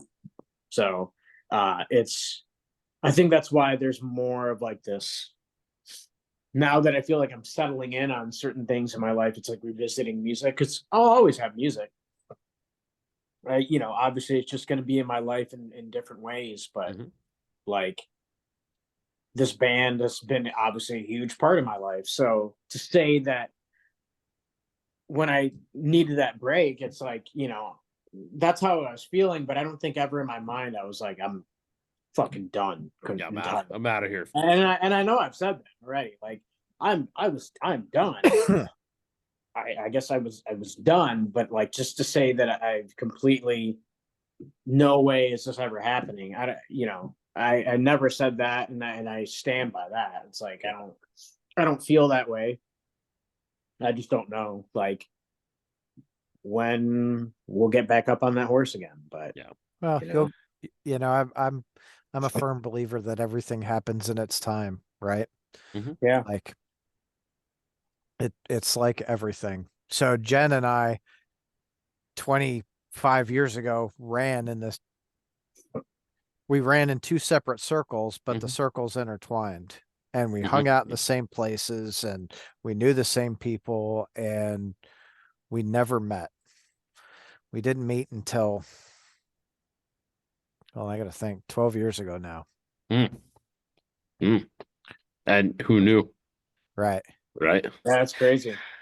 Dude, I find that stuff so strange too, because like, the way stuff pans out sometimes, it's almost just like it's too circumstantial to be circumstance, if that makes sense. Mhm. Because I even think back, to give a little clarity to a point I made previously, when I first met these guys on that tour, I was getting prepared to audition. And this is prior to Rise to Power coming out and all that stuff. And I had the house burned down literally the night before I was supposed to film like my audition tape. So obviously I'm devastated because like my house burned down, and luckily everyone alive and we lost the house, but whatever, it's just a house. Everyone was okay. But it derailed like a year of my life, and obviously the band wasn't going to stop, so they wound up getting Alex, and then he winds up going on to Trivium and all that stuff and had a lot of success there, and obviously a fantastic drummer. But I was so heartbroken, you know what I mean? Because I'm like, oh my God, it was like I go on these tours to find a band that might need a drummer. I find one, they're interested, and then this shit happens. Like, what did I do cosmically? You know what I mean? Like, this is great. I must have like kicked a kid in the face like in a former life or something. I don't know, right? So, but either way, what winds up happening is I go through that period and I don't think about it, and I still kind of keep my nose to the grindstone with stuff. I think there were another tour or two in there with Bittner. And you guys called me back, and I was so shocked that I knew opportunity was hard pressed to knock once, let alone again after going through that whole thing. So it's almost just like it felt like it was very abara, a Yiddish word here, very kismet, that it all kind of happened that way, almost like it was going to happen that way one way or the other. But It it was just going to wasn't going to happen happen. regardless of whatever Yeah, other circumstances just happen. not in the timeline that I thought it Yeah. was going to. And I think the thing was, it was, if what is it? It's like luck is when preparation meets opportunity. You know what I mean? And it was like I was prepared and opportunity showed up and I got lucky, and obviously they picked me and all that stuff. I'm sure I wasn't the only guy in the running, but I was prepared enough and willing enough to do all the stuff. And I remember that kind of 9 days very, very clearly because it was the start of something really great. And I remember just freaking the fuck out because I was like, it's like a tornado came and hit my life, and it's like I got to drive 10 hours to Tony's house that I've only met on the tour with you guys for, a little bit, and, this whole thing. And I remember just like being so like I can't believe this is happening the first night, and the first show at Bogart's I remember very vividly, and it was so good for a first show with only 10 days of Yeah. practice. And then Guar was just mind-blowing. And then I remember the next day at what is it, the Eagles ballroom there in Milwaukee, where I to date that was the worst show of my entire professional career at that place. And it was almost like I relaxed too much after the first show didn't go so bad that I thought I had it, and then I fucked up, and then I kept fucking up, and it just snowballed. And I just remember being so mad at myself after that show. But Don and me had a very good pep talk at the end of the night. And we worked really hard after that to make it as smooth as we could. And I think it was through that stuff that it was really when the good period started happening. And I Yeah. remember by mid-tour with them, we were playing great. Yeah. And but yeah, just very interesting how all that stuff sort of pans out, and it's unpredictable. Well, Time yeah, I takes you mean, by the wrist and tells you where to go. well, Sorry. talk about like when you talk about relationships where like it it's not all like it wasn't like I don't know, like I can compare it into like where people talk about, oh, like as soon as we met it just like meshed, and it was just like there was like the struggle, right? Like there was this struggle, and like both people are going through like where we're losing this drummer trying to find somebody. Here comes Brian, and so Brian's like, I got something to prove, and like I want to do this thing, I want the gig. Mhm. And then on our side, like I mean, me especially, like full transparency, I'm like fucking skeptical. I'm like, who's this fucking guy? he's gonna come in here and like, well, okay, let's see what he can With do. this Seth Rogen bullshit. Who's this fucking guy who just won't stop talking? Yeah, with his mouth full loudly. He just eats a lot and talks a lot. Talks shit all the time. But like, you know, like for me, like my side of the story is that it took a minute for like Brian to like adjust to me. Yeah. You know, it was like he's coming in new. I'm still like grieving at the loss of our drummer, Alex. Like, fuck, man, we had this great drummer, and like now we got to start over. And so there was like this anxiety of like feeling like you have to match up to like this level, and you're having this guy that, yeah, we toured with him, we know him, but we don't know him well, and comes in and I mean improves himself. I mean, he goes through this, you know, we have a good first show, but then there's rough patch. But Yeah. he fucking, I mean, look at where it led to. And like what I'm trying to say is like it was a rocky start. It wasn't just like boom, like everything clicked right away. No. It took some time. And it like absolutely did. Now that he's like he's one of us. And like that is just like the perfect storm of like just like we're just like the perfect recipe of somebody that comes in, and it's more than just being able to play, it's how you gel with everybody. Yeah, I think that was a Brian's big part of it. So well with us. Like, I mean, hell yeah. By the middle of that tour, it was just like we're like, yeah, this guy's like, he's one of us. Like the way we joked and just all the stupid shit that it was just having somebody be able to come in and feel like, okay, he's one of us. And not to knock like anybody else that's drummed before previously, but we obviously had like different guys that came from like higher profile bands. But like when they came in there, I think there was always like there was definitely like, you know, we obviously got along with them, but there wasn't that gelling that, because I guess we never even got time to, right? Like we have somebody come in and then they're gone, right? Well, and it's funny you say that, because I feel like with Brian coming in, that was that piece, right? I've always felt that Brian is the one that has fit the best with you guys. Yeah, like the essential blend of Southwest spices, you know, where it's still a good taco, but it's so much better with Southwest spice, you know, with that Southwest spice. Yeah. It's a really good tamale. It's just not the yeah, you gotta just remove the husk though. That's the whole thing. But yeah, man, like I don't know, you know, he's the drummer that we've needed for a long time, and you know, it happened, and that's why I feel like an album has to happen, because I feel like we'd be robbing ourselves of that. Robbing songs, Brian. 10 drum intros. That's gonna be I'm gonna play the intro fill to Where Eagles Dare for 27 minutes straight on repeat for the intro song, just to let them know that I know that you know. No, we're back. He knows. I said to Megan that I want Gumby to somehow say some incarnate of that at my wedding. Like, I just want you to know that he knows that you said that I do. Or something. Oh God. Oh God. Yeah. No, but I mean, talking from my perspective too, it was definitely like, I had been through some other touring experiences, with other bands, Shads, and I got along really great with all those guys. But I was coming from a different place, and I had only known these guys a little bit, through that tour. So it was interesting for me to kind of go in and, you're playing the shows now that you were only setting up drums for before and things like this, and I think for me, it was a big learning curve on how to be a professional, drummer on that level. Because I had always explained to, people that were kind of in the local circle that it was like, I kind of feel like I went from the minor leagues to the majors, and the stage is different, and the things you're going to have to do are different, and your ability to do certain things for those gigs obviously has to improve. And it's difficult to just be able to know how to do that immediately, even with preparation. You got to sort of learn on the job, and I think that, for me, even remembering that second show was so bad, it really stuck with me, and I still remember it. And I know that I never want to have a show that feels like that ever again.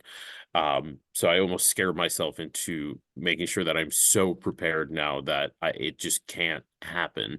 But, as a more seasoned musician and things like that too, it's like, I've learned how to, I remember, to put it like this, there was a old bass teacher I had that was like over at like SUNY Purchase or something, like the jazz program or something. And he was saying something to all of us when we were, there doing the whatever, like, the only difference between you and me is that if I make a mistake, I can correct it sooner than you younger musicians. And I never really knew what that meant. I thought it was him just being pretentious. But as time went on, I'm like, that's really the case. It's not that mistakes won't happen. It's that you know how to handle them a lot better. And that second show, I didn't really know how to handle it, because I was thinking, and that's sometimes the enemy of the good, right? Like, I'm so thinking about don't fuck up, you fuck up because you're not thinking about what the part you have to play is. Well, And it you're was also almost you're like, giving energy to that bullshit too, right? Whereas well, like, yeah, you and know, I've heard, at that point there becomes a point where you've got to really rely on muscle memory and not like, but two shows in, after only like 11 days, having never really played not only this music, but this, really going full into the style was, that was a tall order. So I didn't nail it, Um, so for me, that was a little bit like I was so defeated, and I know Tony was not on the tour at that point, because he, had just had Geo and was home and all that stuff. And I remember he had some Facebook post up or something too that was just like, oh my God, I can't believe this is happening and I'm not there. And that was even more like, oh, well, if it wasn't bad now Nah. now it's really bad because he's not here and he knows.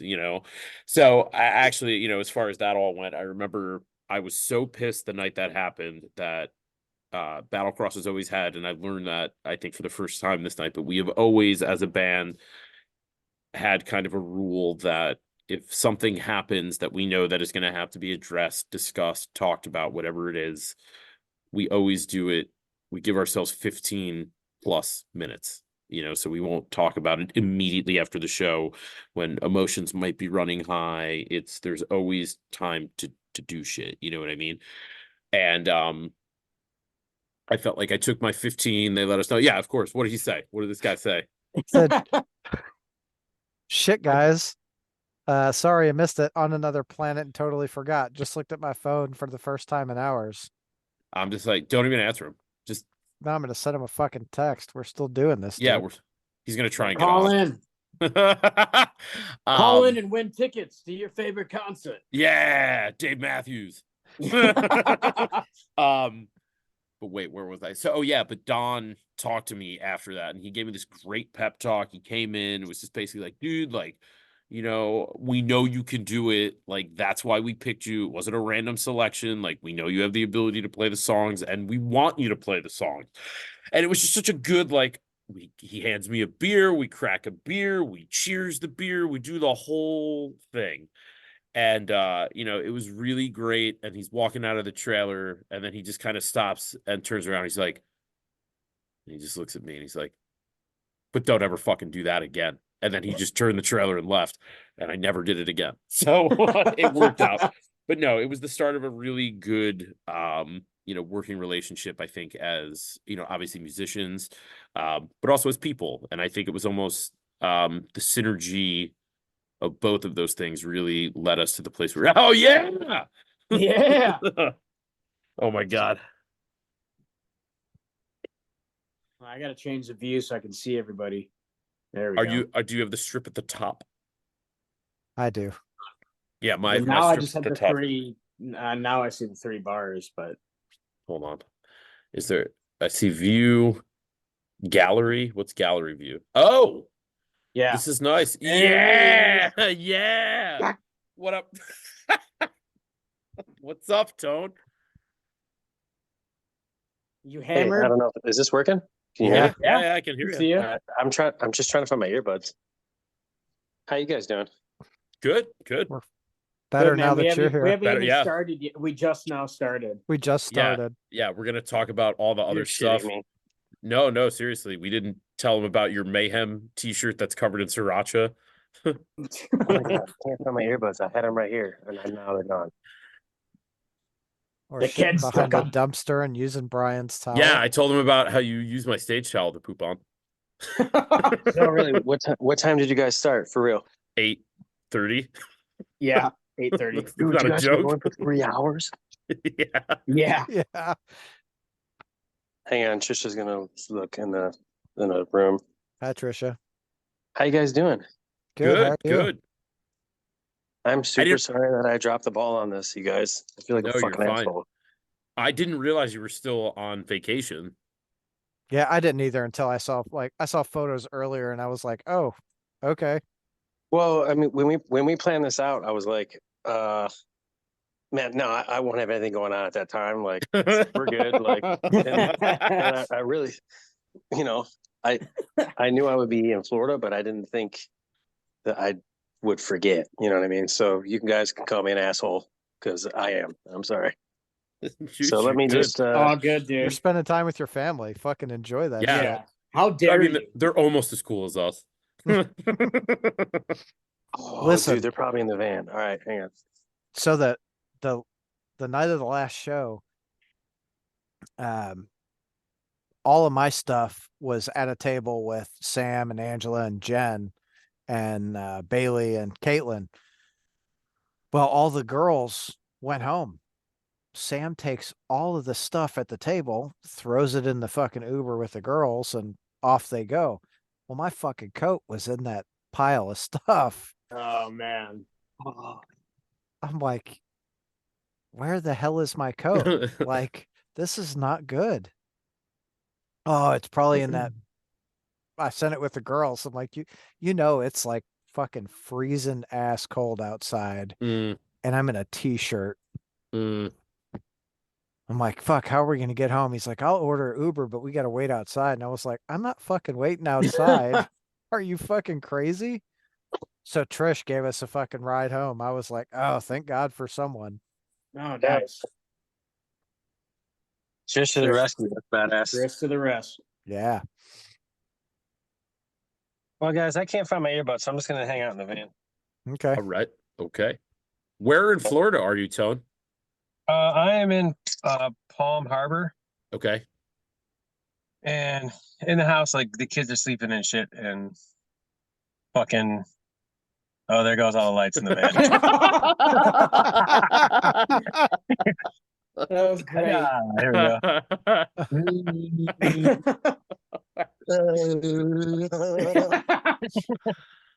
Brian, how are you, Brian? I'm good, Tone. I left you I told these guys like a rambling, incoherent voicemail about how I'm a terrible friend because I said I was gonna call you 2 weeks ago and never did. So I didn't get that voicemail. Who'd you send it to? Billy Joe Asta in my phone. I left you a voicemail for like a minute Wait. When was this? I today. haven't. Oh, okay. I just haven't listened to it yet. I'm sorry. All right. Yeah, no, it's there. I sent it All because right. I felt bad that I said I was gonna call you. Then I was like, I should probably reach out to him before I see him tonight because that's gonna be sort of shitty. And then I called you hastily today at like noon and left you a message about that I'm a terrible friend. Yeah, bro. What's up with that? What's up with that, Brian? Sorry. I was I like, know. bro, you can call me anytime, and then no, you don't call me, you cock. Until the last minute. But I was like, it was even funny because it was like I was telling them too. It wasn't like I was just like, oh, I said I was gonna call and then I forgot. It was like I literally had it written down on like several to-do lists, and then it just never happened because I am an idiot. So I felt really bad about it. So I'm sorry, and I will publicly apologize on this podcast for not following through in the manner with which I should have. I forgive you, Brian. Thank you, Tone. You know, there would be nothing better, Brian, than to just get together and hang out, man. So I know. We can, and I will. I feel like we don't have to do this now, but we still potentially could do shit for Memorial Day. So Yeah. I think maybe we possibly should. I think that we do need to talk about it right now because it's the only time I've been able to get a hold of you. All right, dude. I'm just Oh fucking with you. God. I'm fucking Yeah. with you.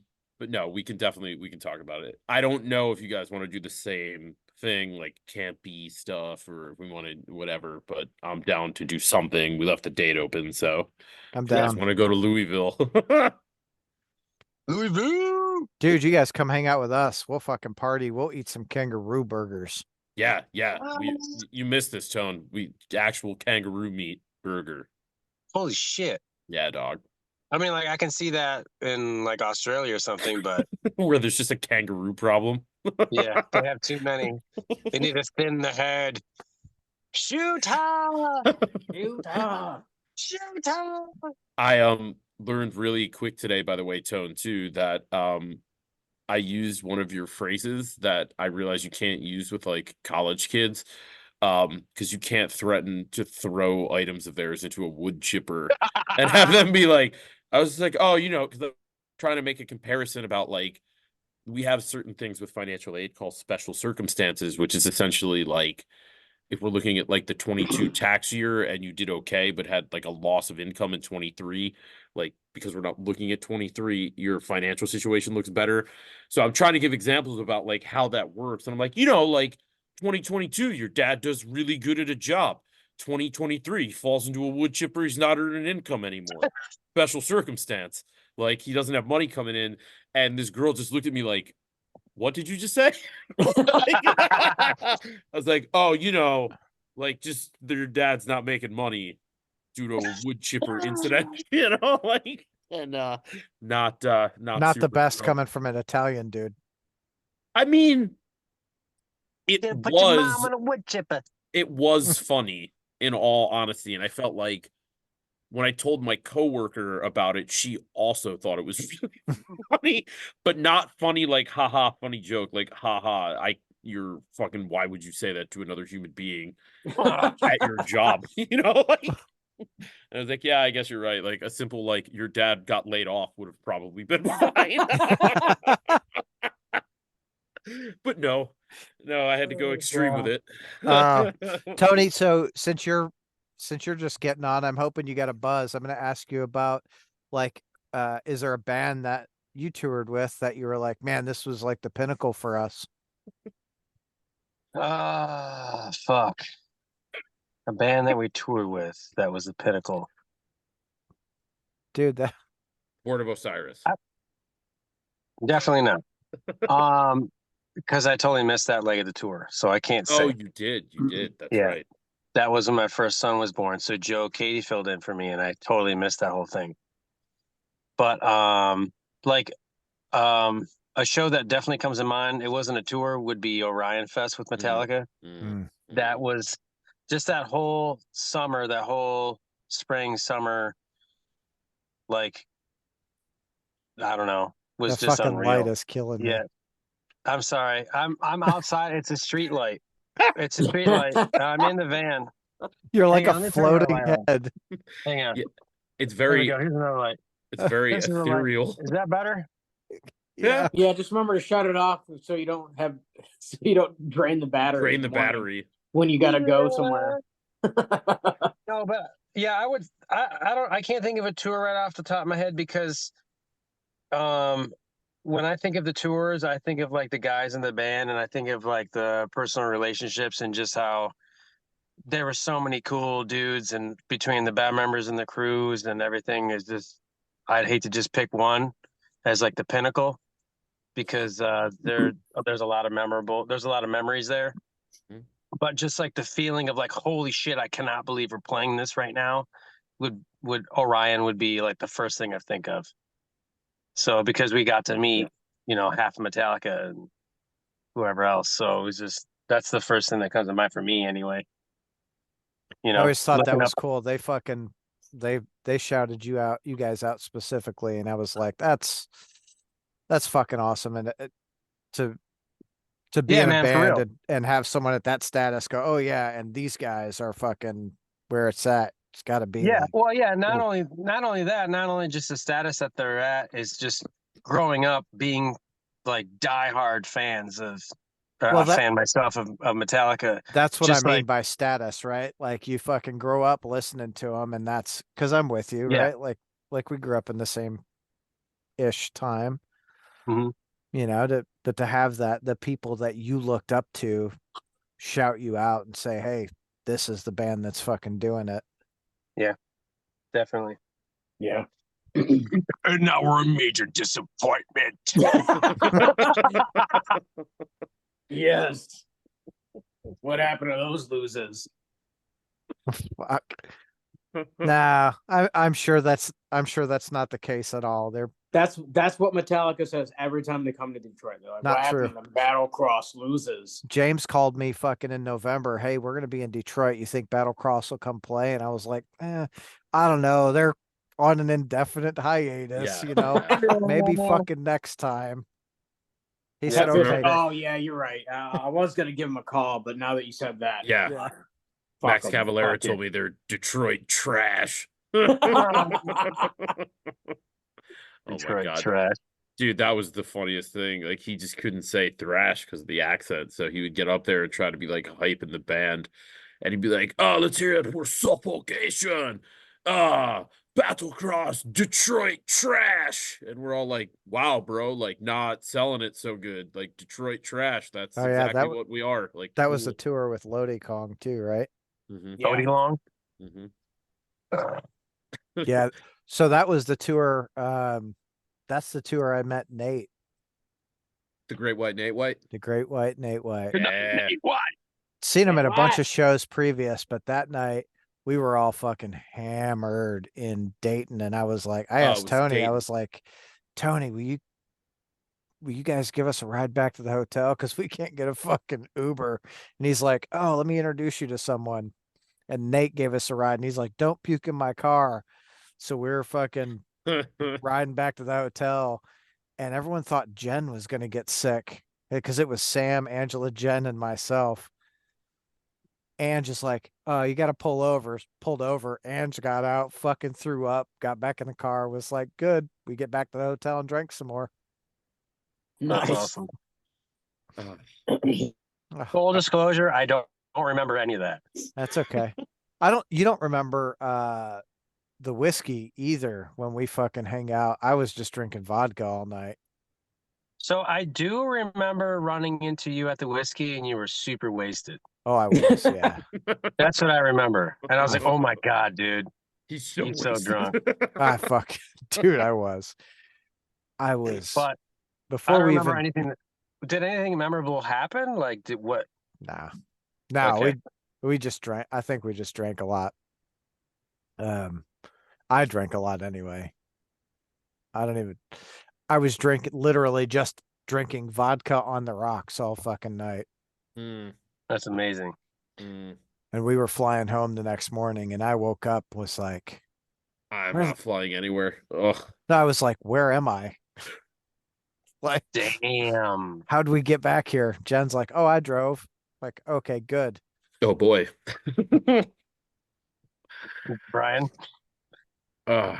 Brian, your laugh. I miss your laugh, Brian. I know. I know. I miss you guys terribly, man.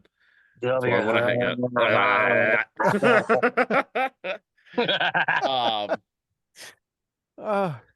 Yeah. What were we talking about? Yeah. So like Tone, we talked about some memorable shows for us. Yeah. And I know that one of the criteria were like shows we had attended, shows we had played, and then, for me, shows that I maybe had teched for.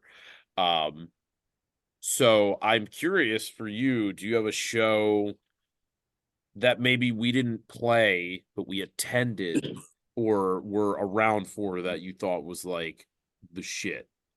Like you were like, oh, the example I gave to let you know was when we were in Europe and Ben Adams was there, and then the Offspring Yeah, was huge.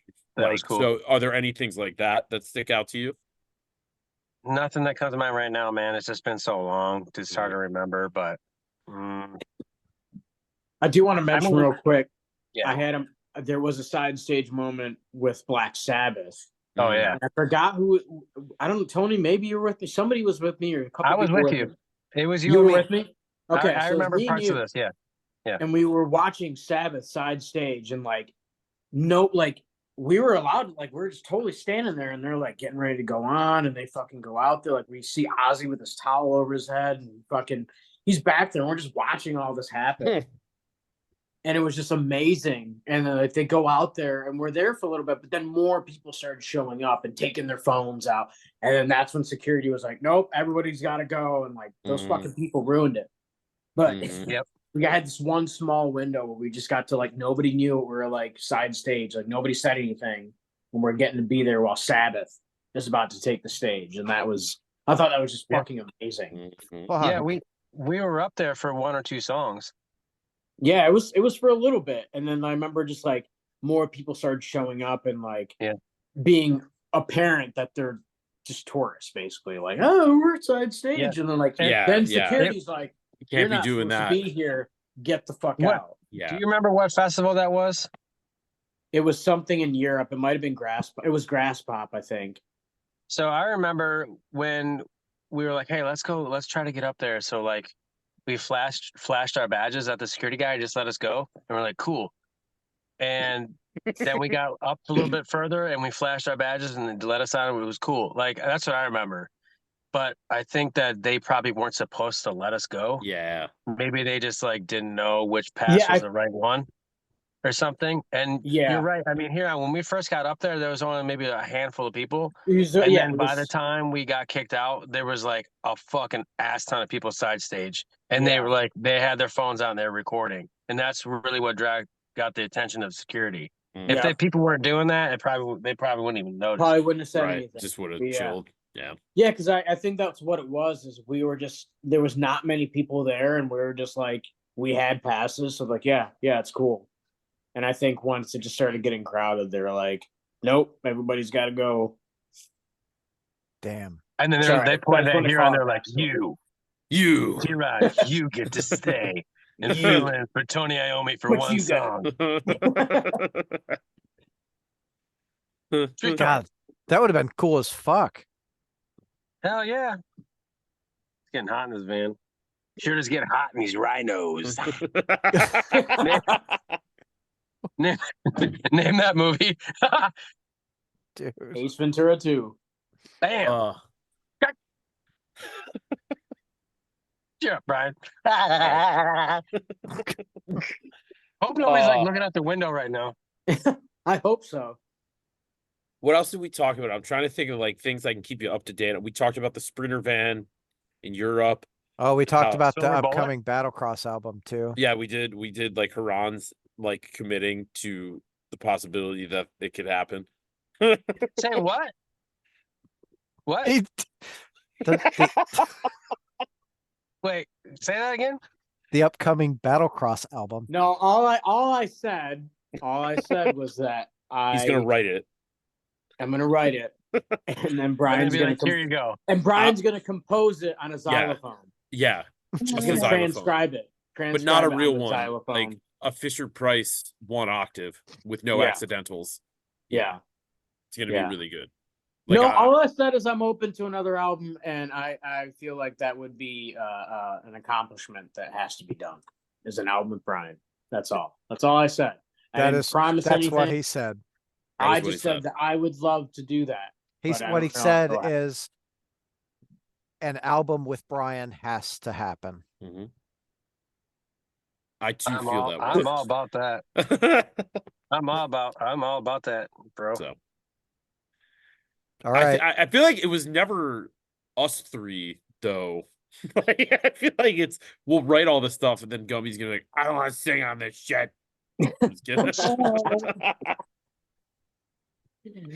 Nah, but I feel like the thing is, like, if we came to him and it was mostly like fleshed out, I think he would be like, oh, cool. Like, I get to do this again. Like, I think I have no idea what he would say. Maybe he should join in 3 hours later, like I did. Yeah, like he'll just sign on at 3 a.m. It's gonna be What time is it? 11:38. Holy shit! We've been going for a minute, Yeah. stewing in the pot, cooking. I don't have anywhere to be. I was just curious. What else did we talk? I did tell them about the stage towel dump incident. I told them about talked about Sriracha. Yeah, I told them where you blasted Sriracha all over yourself and everyone in Super Joint. And then about the whole toilet in Europe that we all used. The I'm swish. trying- Yeah, the swish. That was like, I think that was more like, for me, that was like a life. Like I will remember that. I could be like amnesia stricken, and I think I would still remember that over like how to use a fork because it's more important. You You know, you would remember what? me pooping in the hole in Europe. Oh yeah, That- when you made it that right whole- in. Yeah, when Those, yeah, that one. remember what Hiran did?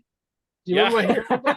So when I told the story earlier, I basically said that Gumby used it and that an unnamed other member of the band used it and oops. totally missed. So now if they watch it for 3 hours, they'll know it was Hiran. They'll the know. It was unnamed- totally me. Yeah, it was totally Hiran.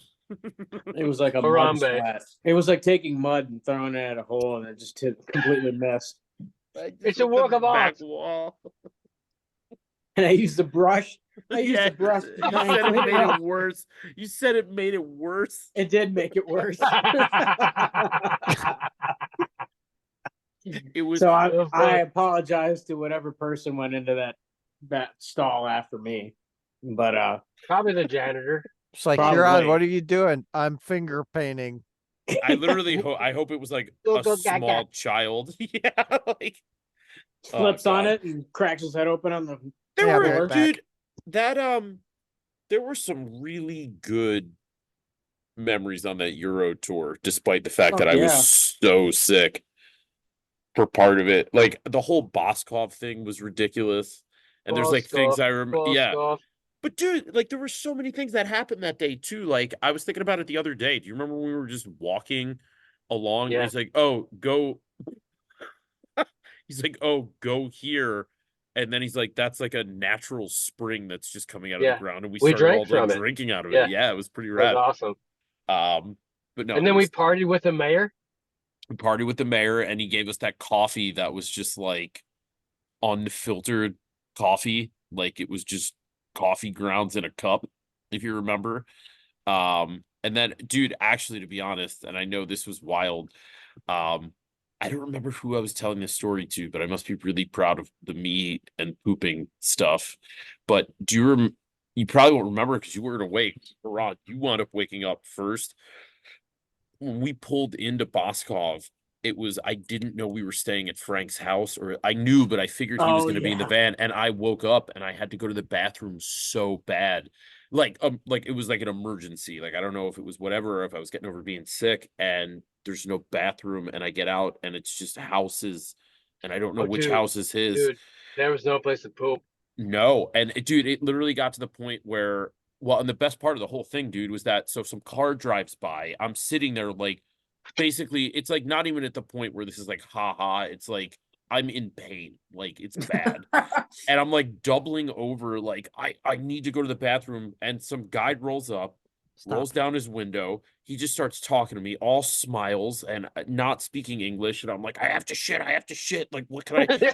And then he's just like, I was like, I'm here with Frank, and he's like, Frank, Frank, and then he just shut the window and pulled away, and I was like, oh, what the fuck was that exchange? I can't, and I'm literally getting prepared to like go to the bathroom between like two houses at this point.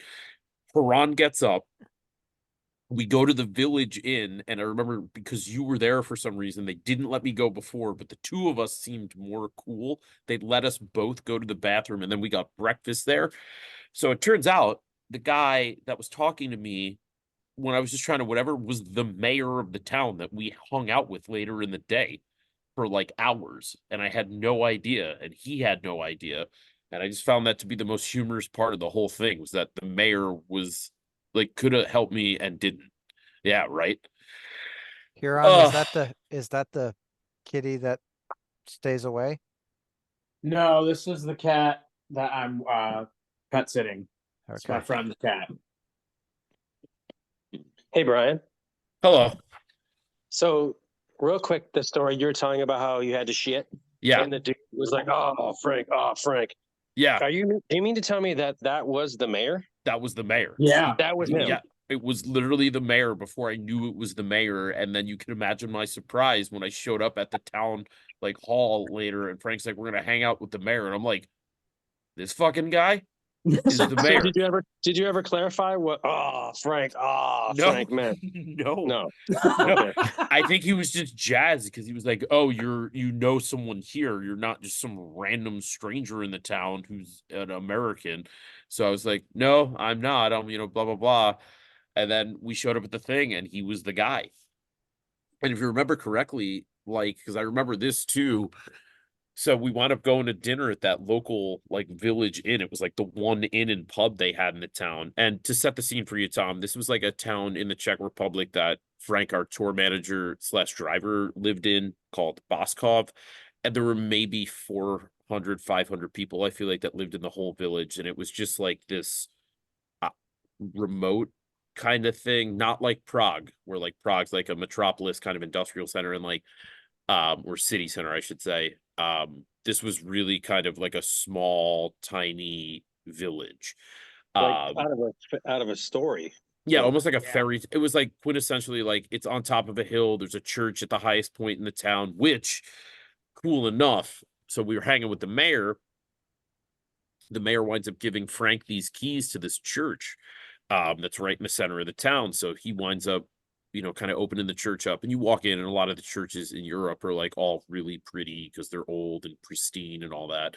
So we find out this church was made in the 1580s and has been standing there ever since. So he starts, we go to the regular church area where like everyone's allowed, but the keys he got allowed us to go kind of up the spire of the church. So we went to the first couple layers, and there's just these beautiful paintings that like haven't seen that light of day in hundreds of years. And we wind up going up to the spire and coming out kind of at the top, and we're standing on like the highest point you can see, and there's this beautiful like sunset over these hills, and we're all standing there. And it was like, I think for me that was probably one of the more surreal moments of being on tour, just because it was so not what you would expect.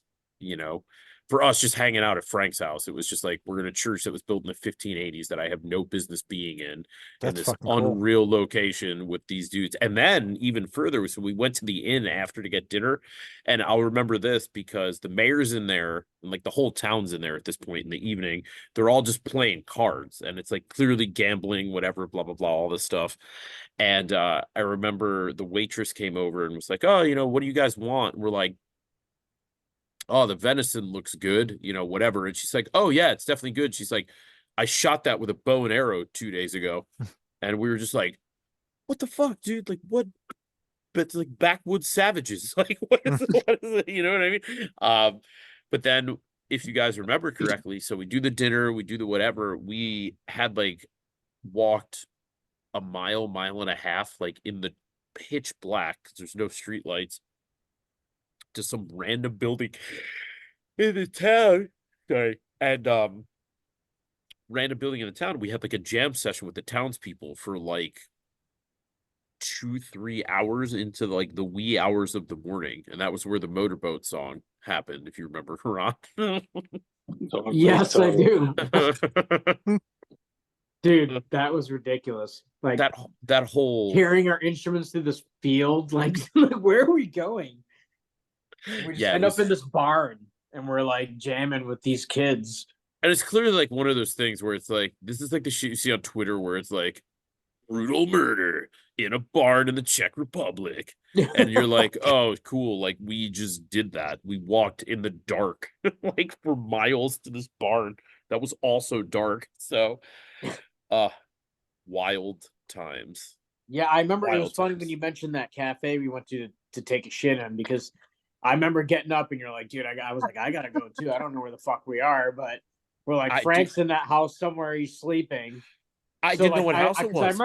I remember his buddy rolling up, and we're like, yeah, like we don't know where Frank is, and he's like, oh, I think I remember him saying something like he might be sleeping or something like that. And we're like, and then we just kept walking. And we found that bar or cafe or whatever. And I remember when we ordered breakfast, like I didn't even know, I couldn't even read what I was ordering. So I was just like, I'm just going to have that. I think I saw something like tomato or something. Yeah. Like I at least And you recognized that. pointed so I at was it. like, Yeah. it's got tomato on it. I'll eat that.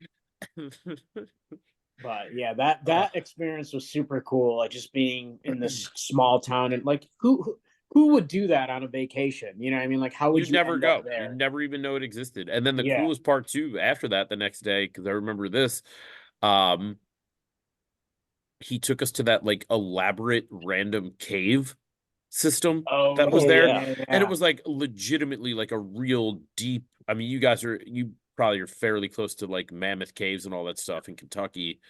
Um, but like it was a real cave system, like all that stuff. And I think the funniest part was me and Don were in the back of the line, and Don was behind me, and Gumby was in front of me, and Gumby leaned back at one point right at the beginning to insult one of us about something, and he walked directly into a stalactite. Like full fucking force. Like he turned around to insult us, and we like saw it coming, and no one said anything. And he just full force, not looking, walked into it. And I was like, "That's what you get. That's what you get for wising off." Fuck Ugh. Tony. Tony's roaring. Sorry. So is that in the like? Can you just honk just lay on the horn, like I can't. No, I can't. I'm in like a neighborhood. just like a good 40-second honk. No. Fuck you guys. So if we're talking about, I don't want to get too graphic with the poop because I feel like it's been kind of like a thread on here.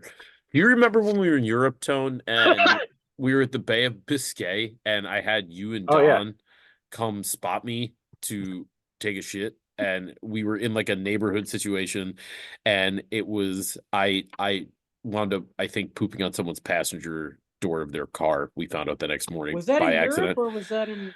No, it was Europe because that was the Bay of Biscay when you stayed clothed the whole night. So No, but like the shitting on the car thing, wasn't that on Super no, Bowl? because if you remember correctly what happened, unless this happened more than once. No, that and I'm was in forgetting, Europe. It That was in was- Europe. It was Well, we were then in was the beach? Was that on Super Joint? there was a beach on Superjoint, but the beach that we're talking about was in France, and that was the one where it was like the tide went way out, and we stayed, and we kind of parked No, I know illegally. that. Yeah, so when I pooped on the car, it was basically we walked up from the beach in the neighborhood, and we were just trying to Yeah, I find a remember spot where that. I could like Okay. post up, and we're like, well, this seems like a good place. Post There's no up. one around. Yeah, so the best part was that like those two were, kind of making sure no one was around. I, do my thing, and all I remember is like it's like, you're taking a dump, so it sounds like it, and the second it started occurring, you and Don just lost it. Like as soon as there was like a one, like, it's Well, over, dude. okay, you got to kind of set the scene a little bit because Yeah. it was like the middle of the night. Yeah, it was pitch black. And it's like pitch black. The only light you have is like The moon. It was the moonlight. the moon, and there was like a couple houses. Like it was sort of like it was sort of like a neighborhood, but on the edge, kind of. Yeah, Because you it were wasn't perimeter. very like it wasn't very dense, and there was like maybe a couple houses that had like a lamp on in the window or something, and like there's just like a couple cars like in the street parked in front of their houses, and you just went to town, and you could hear it. It was like because you just broke the silence. Yeah, You just broke the silence. it was just silence and then just audible poop sounds, and but it was funny because it was like you and Don started laughing so immediately after like the first real attempt, we'll say. I couldn't go because I was just cracking up because it was so funny.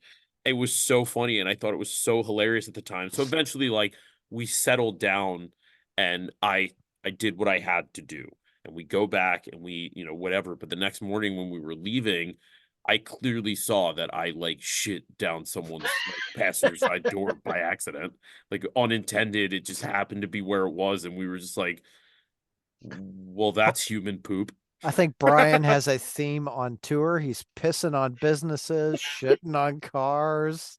Like, I'll say this, like, and I don't want to whatever. So now I'm obviously, I've played in a wedding band and all that stuff back home, and it's even gotten to the point where my trumpet player in that band has been like, it really seems like you pride yourself on having to poop in every venue we play at. And I'm like, so there was like a stretch last year where I would just send him a picture of me pooping in every venue that he was also at, like full on tuxedo, like it didn't matter. But then it was cool because there were some that were like artistic that I would also send my fiance. So there was one I remember that we played this like really nice, like kind of far out of the way, definitely pricey wedding at this really nice farm. And I go into the bathroom to put the, tux on and all that because I don't load in with it. And whatever. So I'm in there and they have a full floor to ceiling, like full length mirror, and it's like got candlelight. It's like this perfect kind of nuance or whatever. So there's this fantastic picture of me. You don't see anything but my pants down, taking a shit on the toilet in this room, and I sent it to Megan and my buddy in the band who was in the adjacent bathroom also pooping. He did not send a rescind photo, but I have to say, like, as far as photos of me, it's pretty good, and I will send it to all of you when this is over. Just so you can see. You should make a Christmas Please card. do. Make a Christmas card out of it. Could you imagine? Like, I think it would be good, and then I'll just like put a little Santa hat on. And What you need to do is make a book. Places Brian's pooped. So if we really want to get into it, I did have an app for a long time called Places I Pooped, and I kept track of it really, really religiously when we were on tour. And it was cool because you would open it, and it was basically like, like a map app that you could just drop a pin, and the pin obviously represents the location with where you are creating your evacuation, if you want to say. So the coolest part was after like a couple of years, it was like, you would press the thing instead of drop pin. It says like bombs away. And dude, I was dropping bombs all over the country and internationally and all sorts of stuff. I was just like, I pooped down the eastern seaboard of China. Like, this is amazing. Like, how can it's great. I'm jealous. I did not poop in South America, so that I am jealous as well. Gotcha. Well, and I think you guys, right before I signed on, I think you guys played a couple shows in Ireland too, didn't you? Yeah. Well, that was the first European tour. Yeah, and I think that was between Shad's and when I got in. But I remember that was a big one for me that I was super bummed that I didn't get to go to Ireland with you guys. I sent some Irish fan a signed Battlecross Waffle House shirt years ago. No shit. Yeah. That's mighty cool of you. Yeah, I don't remember. Maybe I was thinking maybe it was right before you guys went to Europe the last time. Or but maybe it was just a dream. No, I for sure sent it. To a Conan O'Brien. Bonin O'Brien. Bonin O'Brien. Bonin O'Brien. Oh God. Oh my God. Dude, the list keeps going, bro. I got the list. It never ends. I was bringing up the fact to someone the other day that you keep that like short list of things that are not necessarily spoonerisms, but like urethra rose. And they were like, I couldn't remember, but like Barry Whitesnake was like another one. And I'm like, dude, it's like a huge list of shit that I have to ask you about. So we'll have to get to that at a different point in time. We will. Make a whole spiel. Yeah. A spiel. Oh, also, do you guys, I brought this up the other night when we were talking, I was at I think it was the Jersey Shad show, and I was talking to Bittner. Do you guys remember when we were in Europe and we went into like the dressing room in some club in Germany, and they had this whole deli tray for us, and we were fucking stoked because we were like starving, and we just went off on the fucking deli tray. And we eat most of it, and it's like just scraps left. Like there was barely anything. We were all very hungry boys. And then we found out like 10 minutes afterwards that wasn't actually for us, and it was for Testament. And then Gene Hoglan walked in and just kind of looked at it, and like literally, like I got to back up to do it. He just kind of was just like, it's like super defeated. What? And dude, me and Gumby both saw it, and we were like, don't fucking say anything. Like, it just shut the fuck up. Like, we didn't do it, And meanwhile, I'm sitting there like, I don't remember that at all. It must have just been the two of you who crushed it, because I don't remember that. Dude, maybe it was. I don't remember, but I just remember him being so upset and me sitting there like, wiping prosciutto off my mouth. I was like, it's fucking brutal. Like, oops, sorry, dude. I do remember that one time though that Chuck was like, "No, Battlecross is direct Yeah. support." Where that other band was going to be or something. I Yeah. don't know. You That was guys know the story crazy. better than I So do, but so this was cool because we're in Europe and I had done a tour in the teching for past, Bittner with Flotsam and Jetsam when they were there. And they had a Bion band called Blixum that I knew that was from Belgium. And they were not my favorite band in the world, we'll say that. We love their sound guy, Martin. He's still like the best dude and is actually the guitar player in Destruction now, which is also cool. Right on. So, but basically what winds up happening is we play a festival over there. That was actually the one that we played in Hungary prior to all the poop incident happening. And we played with Testament. And we don't realize, and Testament doesn't realize that they're there while we're there and we don't have a bunch of shows together. So we're like, well, why doesn't your agent call our agent, see if we can get a couple together? So we wind up actually netting a few shows that weren't originally on the books with Testament, which was cool. So we're at this venue in Germany, and Tony, you'll remember this. Maybe that was the same venue that, do you remember we went outside and there was like a kiosk shaped like a strawberry, and I bought like a huge bag of strawberries that I was just walking around with all day. They were like the Nope, best don't remember. strawberries. Oh, dude, me and you were just I believe you. me and you were I just believe going you. off on these things. It was like the freshest strawberries I've ever had. So either way, so we get in the venue and we assume that we're opening because we're the add-on band and they're the tour package. So it would be Battlecross, Blixum, and Testament. And that was the thing. Blixum had bought onto the Testament tour, the band I had previously been with. So Chuck winds up walking out and was like, why is Battlecross's drum set like up front? And they're like, oh, because they're playing first. And he just immediately was like, no, they're not. Battlecross is opening for us. Like, you guys are playing first, and just totally like shut them the fuck down. And I'm sitting there Dude, it just was like, epic.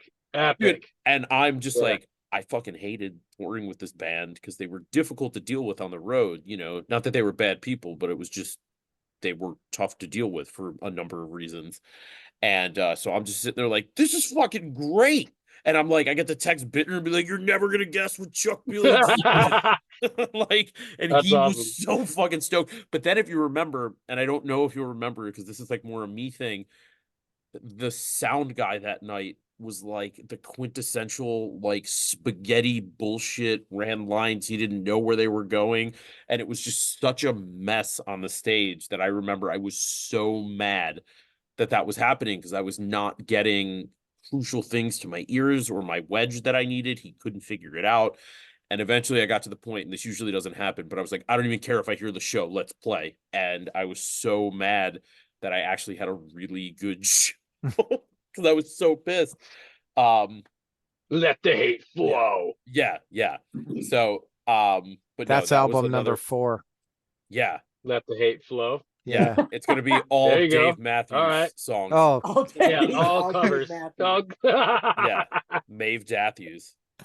Don't pour over me. Don't pour over me. Sorry, Dave Matthews quote. yeah. Just don't dump your shit in the Chicago River. There was some headline I saw the other day that was like the Hard Times or something that said that Guar is still furious that that Dave Matthews Band covered more people in Chicago and shit than they ever did. Damn. Dude, I miss Guar. I miss touring with those guys. But is Yeah, Brent that's not great. in there anymore? No, I think he just No, left. he left. So this is weird because I ran into him Yeah. and Maddie when they were on the tour with us or on the boat with us or whatever. He And- was in the band then. Yeah. Yeah, but it was weird because I Obviously. ran into him and it was fine. And then me and Bittner were in some airport lounge, Miami or New York, I don't remember. And Brad was there and he was like, yeah, we just found out that like the guitar player's leaving, so we had to cancel a bunch of shows. And I'm like, Oh shit. I talked to him yesterday and he said he was doing a bunch of shows with you guys, so guess not, like WTF. So, but then it looked like he was still there and he didn't leave. He was still posting stuff. So I just didn't know if he was there or not. Yeah, I he's think- he's gone. I think they just announced it a couple months ago. Yeah, they got someone to Yeah, feck. That what are you gonna do? I feel like Yeah, that's like the Grateful Dead piano player position. It's like it's always someone else, right? Like it's a little bit of a cursed position in that band. I don't know Like they've enough had, I about feel like, Grateful Dead. I mean, to- Brent's been in there for a good while. but it was someone else before him, and then it was someone else Sure. before him, Yeah, and yeah, like I think it's yeah. just been there's been a lot of clientele For in sure. that Brian, can you guitar do me a position. favor? What's up? Brian, can you do me a favor? I can try. Don't What's ever up? refer to Grateful Dead ever again. All right. What if yeah, I think you would like this because I wore it as my like tech shirt for the last shows or whatever. It's the Slayer star, you know what I'm talking about? Mhm. But it's got this picture of John Mayer making some like terrible guitar face in it, and it just says Mayer in the Slayer font. And I wear it to all the metal shows because everyone's just like, oh, that's either the dumbest shirt I've ever seen or that shirt rules. I felt very validated that Brian Fair was like, oh, you got one of the Mayor Slayer shirts. And I'm like, he's also a huge Deadhead. So I'm like, yeah, dog. Like, you damn right I did. So I thought I told you not to refer to them again. sorry. It's not really the Grateful Dead with John Mayer, if that makes Hmm. sense. It's Dead and Co. That Cock. isn't it dead? It's just I don't like dead that now. loophole. So I guess I didn't realize this if we're actually going to talk about it. So I guess Dead and No. Co. No. I guess John Mayer bought a lot of the rights to the band, so he owned the majority of Dead and Co., which is why it's ending because he doesn't want to do it anymore. And I'm like, could you imagine being poor Bob Weir? Been in the band since I was 16. I don't even own some of that shit now. Like, oh my god, like what a nightmare. Yeah. What That's if we pretty did all proud. Dead covers, but they were like really intense? Like we did Dead covers interpreted by like Gigi Allen. Mm. Stupid. Yeah, that would Tom, be. Tom, you got a spicy question? Yeah. Oh. No, because it'll get you in trouble, Tony. Go ahead. No. Hold on. I gotta think. Fuck, I'm usually asleep by now. Yeah, I'm like, dude, I can't believe this has been like we're entering hour 4. It's pretty great. I know. It's been a lot of fun. Yeah. Tony, have you written anything like on your own for the band? Yeah. Time of your life. Good riddance. Green Day. Brian, stop. Stop telling everybody about This is a long-standing joke. my at the meet- ghostwriting. Yeah. So, well, I'll let you answer the question, and then I'll tell them all about your previous gig you had. Tell them all. Tell them all. So yeah, Hiran knows that reference. So how much have you written, Tony? Well, let's see. In 2017, 2018, I had 8 songs that were incomplete. I'd say about 4 of them were complete songs that if I just put them out right now, or at the time, they would have been shitty, but they would have been songs. And I shared them with the band, and we had some back and forths and some critiques, and Brian did some drums to him and stuff like that, but it wasn't anything that was really catching on. So, but yeah, I wrote quite a few shit things and nothing fucking worth keeping. So, but since then, I've written my own like fucking solo stuff just for me, just for fun. So Okay. that I could share with you sometime if you want to hear it. I do. It's I like always mostly do. nursery rhymes. Oh, It's like fantastic. la la la la la la la la la la la la la la la. Look, you're scaring my And then there's cat, lots of dude. Chill ukulele. out. There's a whole lot. I do like ukulele. It's like harmonized though. It's like gling, gling, gling, gling, gling, gling, gling, la la la la la. And then he's recording himself saying Brian, but it's backwards. yeah. It's really Narb. Yarbert.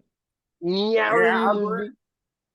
Oh, Brian. oh, fuck. You guys crack me But up. yeah, so to answer your question, yeah, I mean, I write here and there. Sometimes I'll be like on a writing like binge, and then I'll have writer's block, and so it's just I have a bunch of shit that's recorded, but mostly just like pieces of songs and stuff like that. So, but as far as like metal, that's like worthy of being on a Battlecross album, I really want to just start fresh and clean when I feel the inspiration. So All right. So fresh and so Yep. clean. I gotcha. that's right. All right, Brian, what were you gonna say? I don't remember. It's so late. I really don't remember. What were we talking about before, Tone? You made a point about something that I was going to build a point off of. I just don't remember what it was. Be right back. I think it has something to do with fuck, I can't remember. See what I'm saying? Yeah, Yeah. It's all right. It's all right. it's all It's right. getting late anyways. Yeah. But no, I mean, I'll say this, if this is we're winding down, I think a lot of the stuff we talked about tonight, it really shows you the spectrum of things that you can do as a musician and why some of it's very, very cool. And there's a lot of benefits to it, fringe benefits, experiences, collaborative stuff that feels very rewarding to do with people you care a great deal about, and stuff like that. But I think some of it, every road kind of has its toll, and there is definitely sacrifice involved. And, Tony, before you got on, I was talking about an experience I had with you where, it was the end of the Guar run, and, you were kind of tunnel visioning home to see Geo because it was right after that happened and all that type of stuff, and that it takes a commitment from all of us to make everything as good as we want it to be. And that we all feel very much like there's still gas in the tank. But we just gotta, book the vacation and then start driving, so to speak, when the time's right. Yeah, well said. Well said. Yeah, you know what I mean?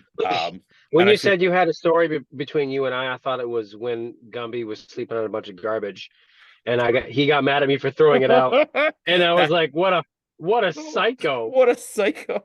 So that was great because, Tom, this was literally like a Guar run, and I had been in the band maybe like 10 days, at this point. It was very early on, first 2 weeks. And, everyone kind of gets their own spot in the van. Don was always on the back bench because of his back. But wasn't in the passenger seat. I was usually laying down, but Gumby was always in the way back. And he would build this like just nest of items and blankets and legit nest. Yeah, like it was and he would just sleep on it. So us being normal people, and Tony in this case being a normal person trying to keep the van sort of as cleanly as possible, was like, oh, well, we stopped at a stop. I'm gonna throw some of these empty 10s and 20s of soda bottles away, you know what I mean? So he just has like a full-on garbage bag of these things. Gumby had an absolute meltdown, dude. Just like, why would you throw those out there for my back? I sleep on them, blah, blah, blah, blah. Like just like losing his mind about like just empty Coca-Cola bottles or whatever. And Tony just, I remember looking at me because I'm just observing this, like, what the fuck, like from afar. And Tony just kind of looks at me and like locks eyes, and it's just like, what a fucking psycho. And I just remember, like, I thought it was the funniest thing ever at the time. And just the expression on your face and just the deadpanness with that you said it, dude. It was just one of my favorite moments. No, what was the story I was going to tell between us? It was a me and Tony story, and it was a really good one. I just can't remember what it was. It was a lot of I interrupted you. Like no, an asshole. It's fine. No, I think he asked you a question, and I was the one that was interrupting you, so it was probably okay. That is how it happened. It don't matter. I miss you, Brian. I miss you too, Tone. But get over here. Get over here now. Get together for Memorial Day. That would be Tony. Very nice. I told him we'd help him find a house in fucking Michigan. He could just move right there. I could, or buy an apartment. Are you gonna do that? I don't know. You should. I'm trying to get through this wedding in next October, and then I'll see if I have any money left. Is it 2025? 2025 October. I just like, dude, you don't need money. You don't need money. Just kidding. I was just like, I'm very torn of whether or not I want a band at the wedding, dude. I really don't know. Like, that's the hardest thing. Like, I play in a wedding band that I'm going to have as guests at the wedding. They're like, well, we'll just play it. And I'm like, I don't want another drummer fucking up my parts at my wedding. That's going to drive me nuts all night. Just get a DJ, dude. Just make it easy. Get a DJ. That's kind of what I'm thinking. DJ. And we even said it too, like the thing is, it's almost just like there's so many songs that I want them to play that I'm not going to force a band to learn. You know what I mean? Like, it's just easier to be like, hey, DJ, here's 20 fucking songs. Just make sure you play them at some point, you know? Yeah. It's cheaper. It's easier.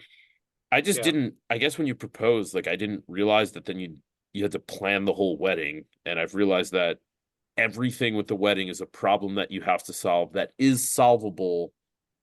You just got to figure it with out.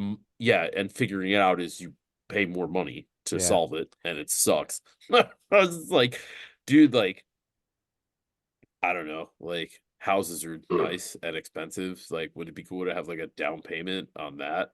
Well, so here's something to think about, Okay. right? Most places have down payment assistance, Okay. right? Like in Michigan, you could probably get into a house for less than it would cost you to rent your next place to live. Yeah, I feel like for us, especially in New York, like we can handle the payments. It's the initial down payment that's tough.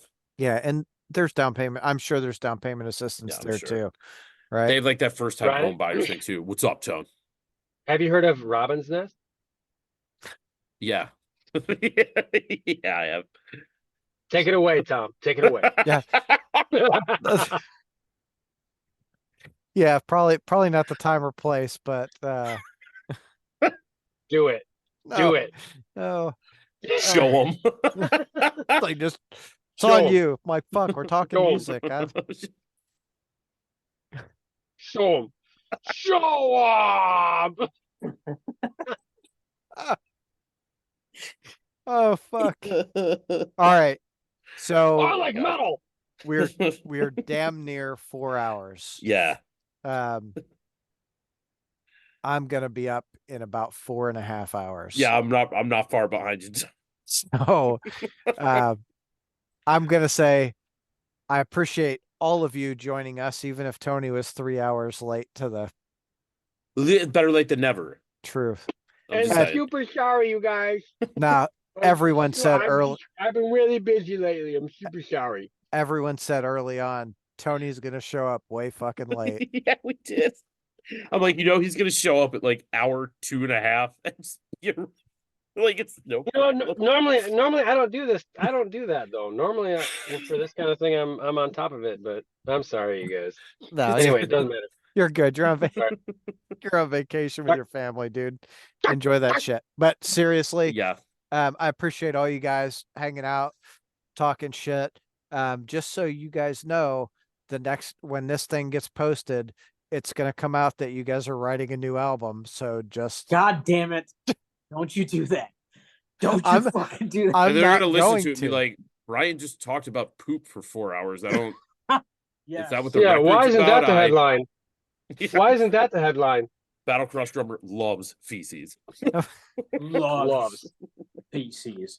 It's gonna say Battlecross new album ? Exclamation point. That's VCs. it. We're gonna write about VCs. Yeah. And then they're gonna listen to Reese's feces. conversation about Brian pissing on a building where the guy was a dick. I want and to clarify. Shit on this car door. We all pissed on the building. It wasn't just me. We I know, all but made a it's- collective decision to it's- pee on that. It's funnier when gentlemen. I say just Brian, because you're the one that's shitting on cars too. I did I was solo just about shit to on say the that. car. Brian's the only one I know who shat on a car. I shat on the car. I shat in the hole. You shat in the ocean. I did shit in the ocean. Actually, this is a fun one. If you guys want like Did a you fun shit off story a cliff? at the Grand Canyon, yeah. You shat into the Grand Canyon. Yeah. So I told this one in New Jersey the other day, Hiran, one of my all-time, and this will be the last one I tell for the night. We're in France and we're in Europe, and Hiran was enjoying himself. We'll say that. So we're eating dinner, and I don't remember exactly where it was, but we were very close to the border of France and somewhere. I don't remember, but we were on the Adriatic Sea. I know that. So being at the Adriatic Sea and partying all day and doing whatever, we're all tuned up pretty good. And Hiran was trying to ask this nice couple who had very nicely laid out like a picnic blanket right on the shore of the beach if they knew where we could get any, it was either like pot or something. I don't totally remember what you were asking, but you're like, oh, and I think you even went like, or something. I don't remember. And they were just like, no, dude, get the fuck out of here. No, like really, like, all right. And so you were very cordial. You're like, okay, thanks, bye. And then he literally proceeded to walk 4 feet next to them, like parallel, and started pissing right into the Ajax seat right in front of him. Like, dude, we're in public and he's just pissing right into the fucking Adriatic Sea. Literally, like, it was so close that they could still probably feel wind from you walking away. That's how close he got, dude. And it was just like back spray. But dude, they were so mad about the like him coming up and asking about the stuff or whatever. And like the guy was cherry on top. And he's like, oh, okay, cool, thanks. And he just starts pissing right into the ocean right there, dude. And I just remember all of us standing there like, this is really happening. Like, we're watching this occur. Yeah, because I remember you had your black tank top on, the red towel, like the whole thing. I very vividly remember that because I just thought it was so fucking hilarious. What was happening? Like, just the comedic timing of it was just too perfect, and then just watching that guy already annoyed with you be that much more annoyed with you while even to the very end, Oh man. I really hope that dude got some blowback from that string going little into sea spray. Urine blowback. Big ropey pee. Gross. All right. Oh shit. All right. Guys. I did sriracha sauce. Oh fuck. Dude, the sriracha sauce was, oh my god. Some blowback. Do you still have the sriracha blowback? A new band name. It's a grind band. Sriracha blowback. All right. I'm writing it down. I'm All sorry, right. Tom. No, you're I know good. Thanks All right. again. Thank you guys you, go Tom. have a great night.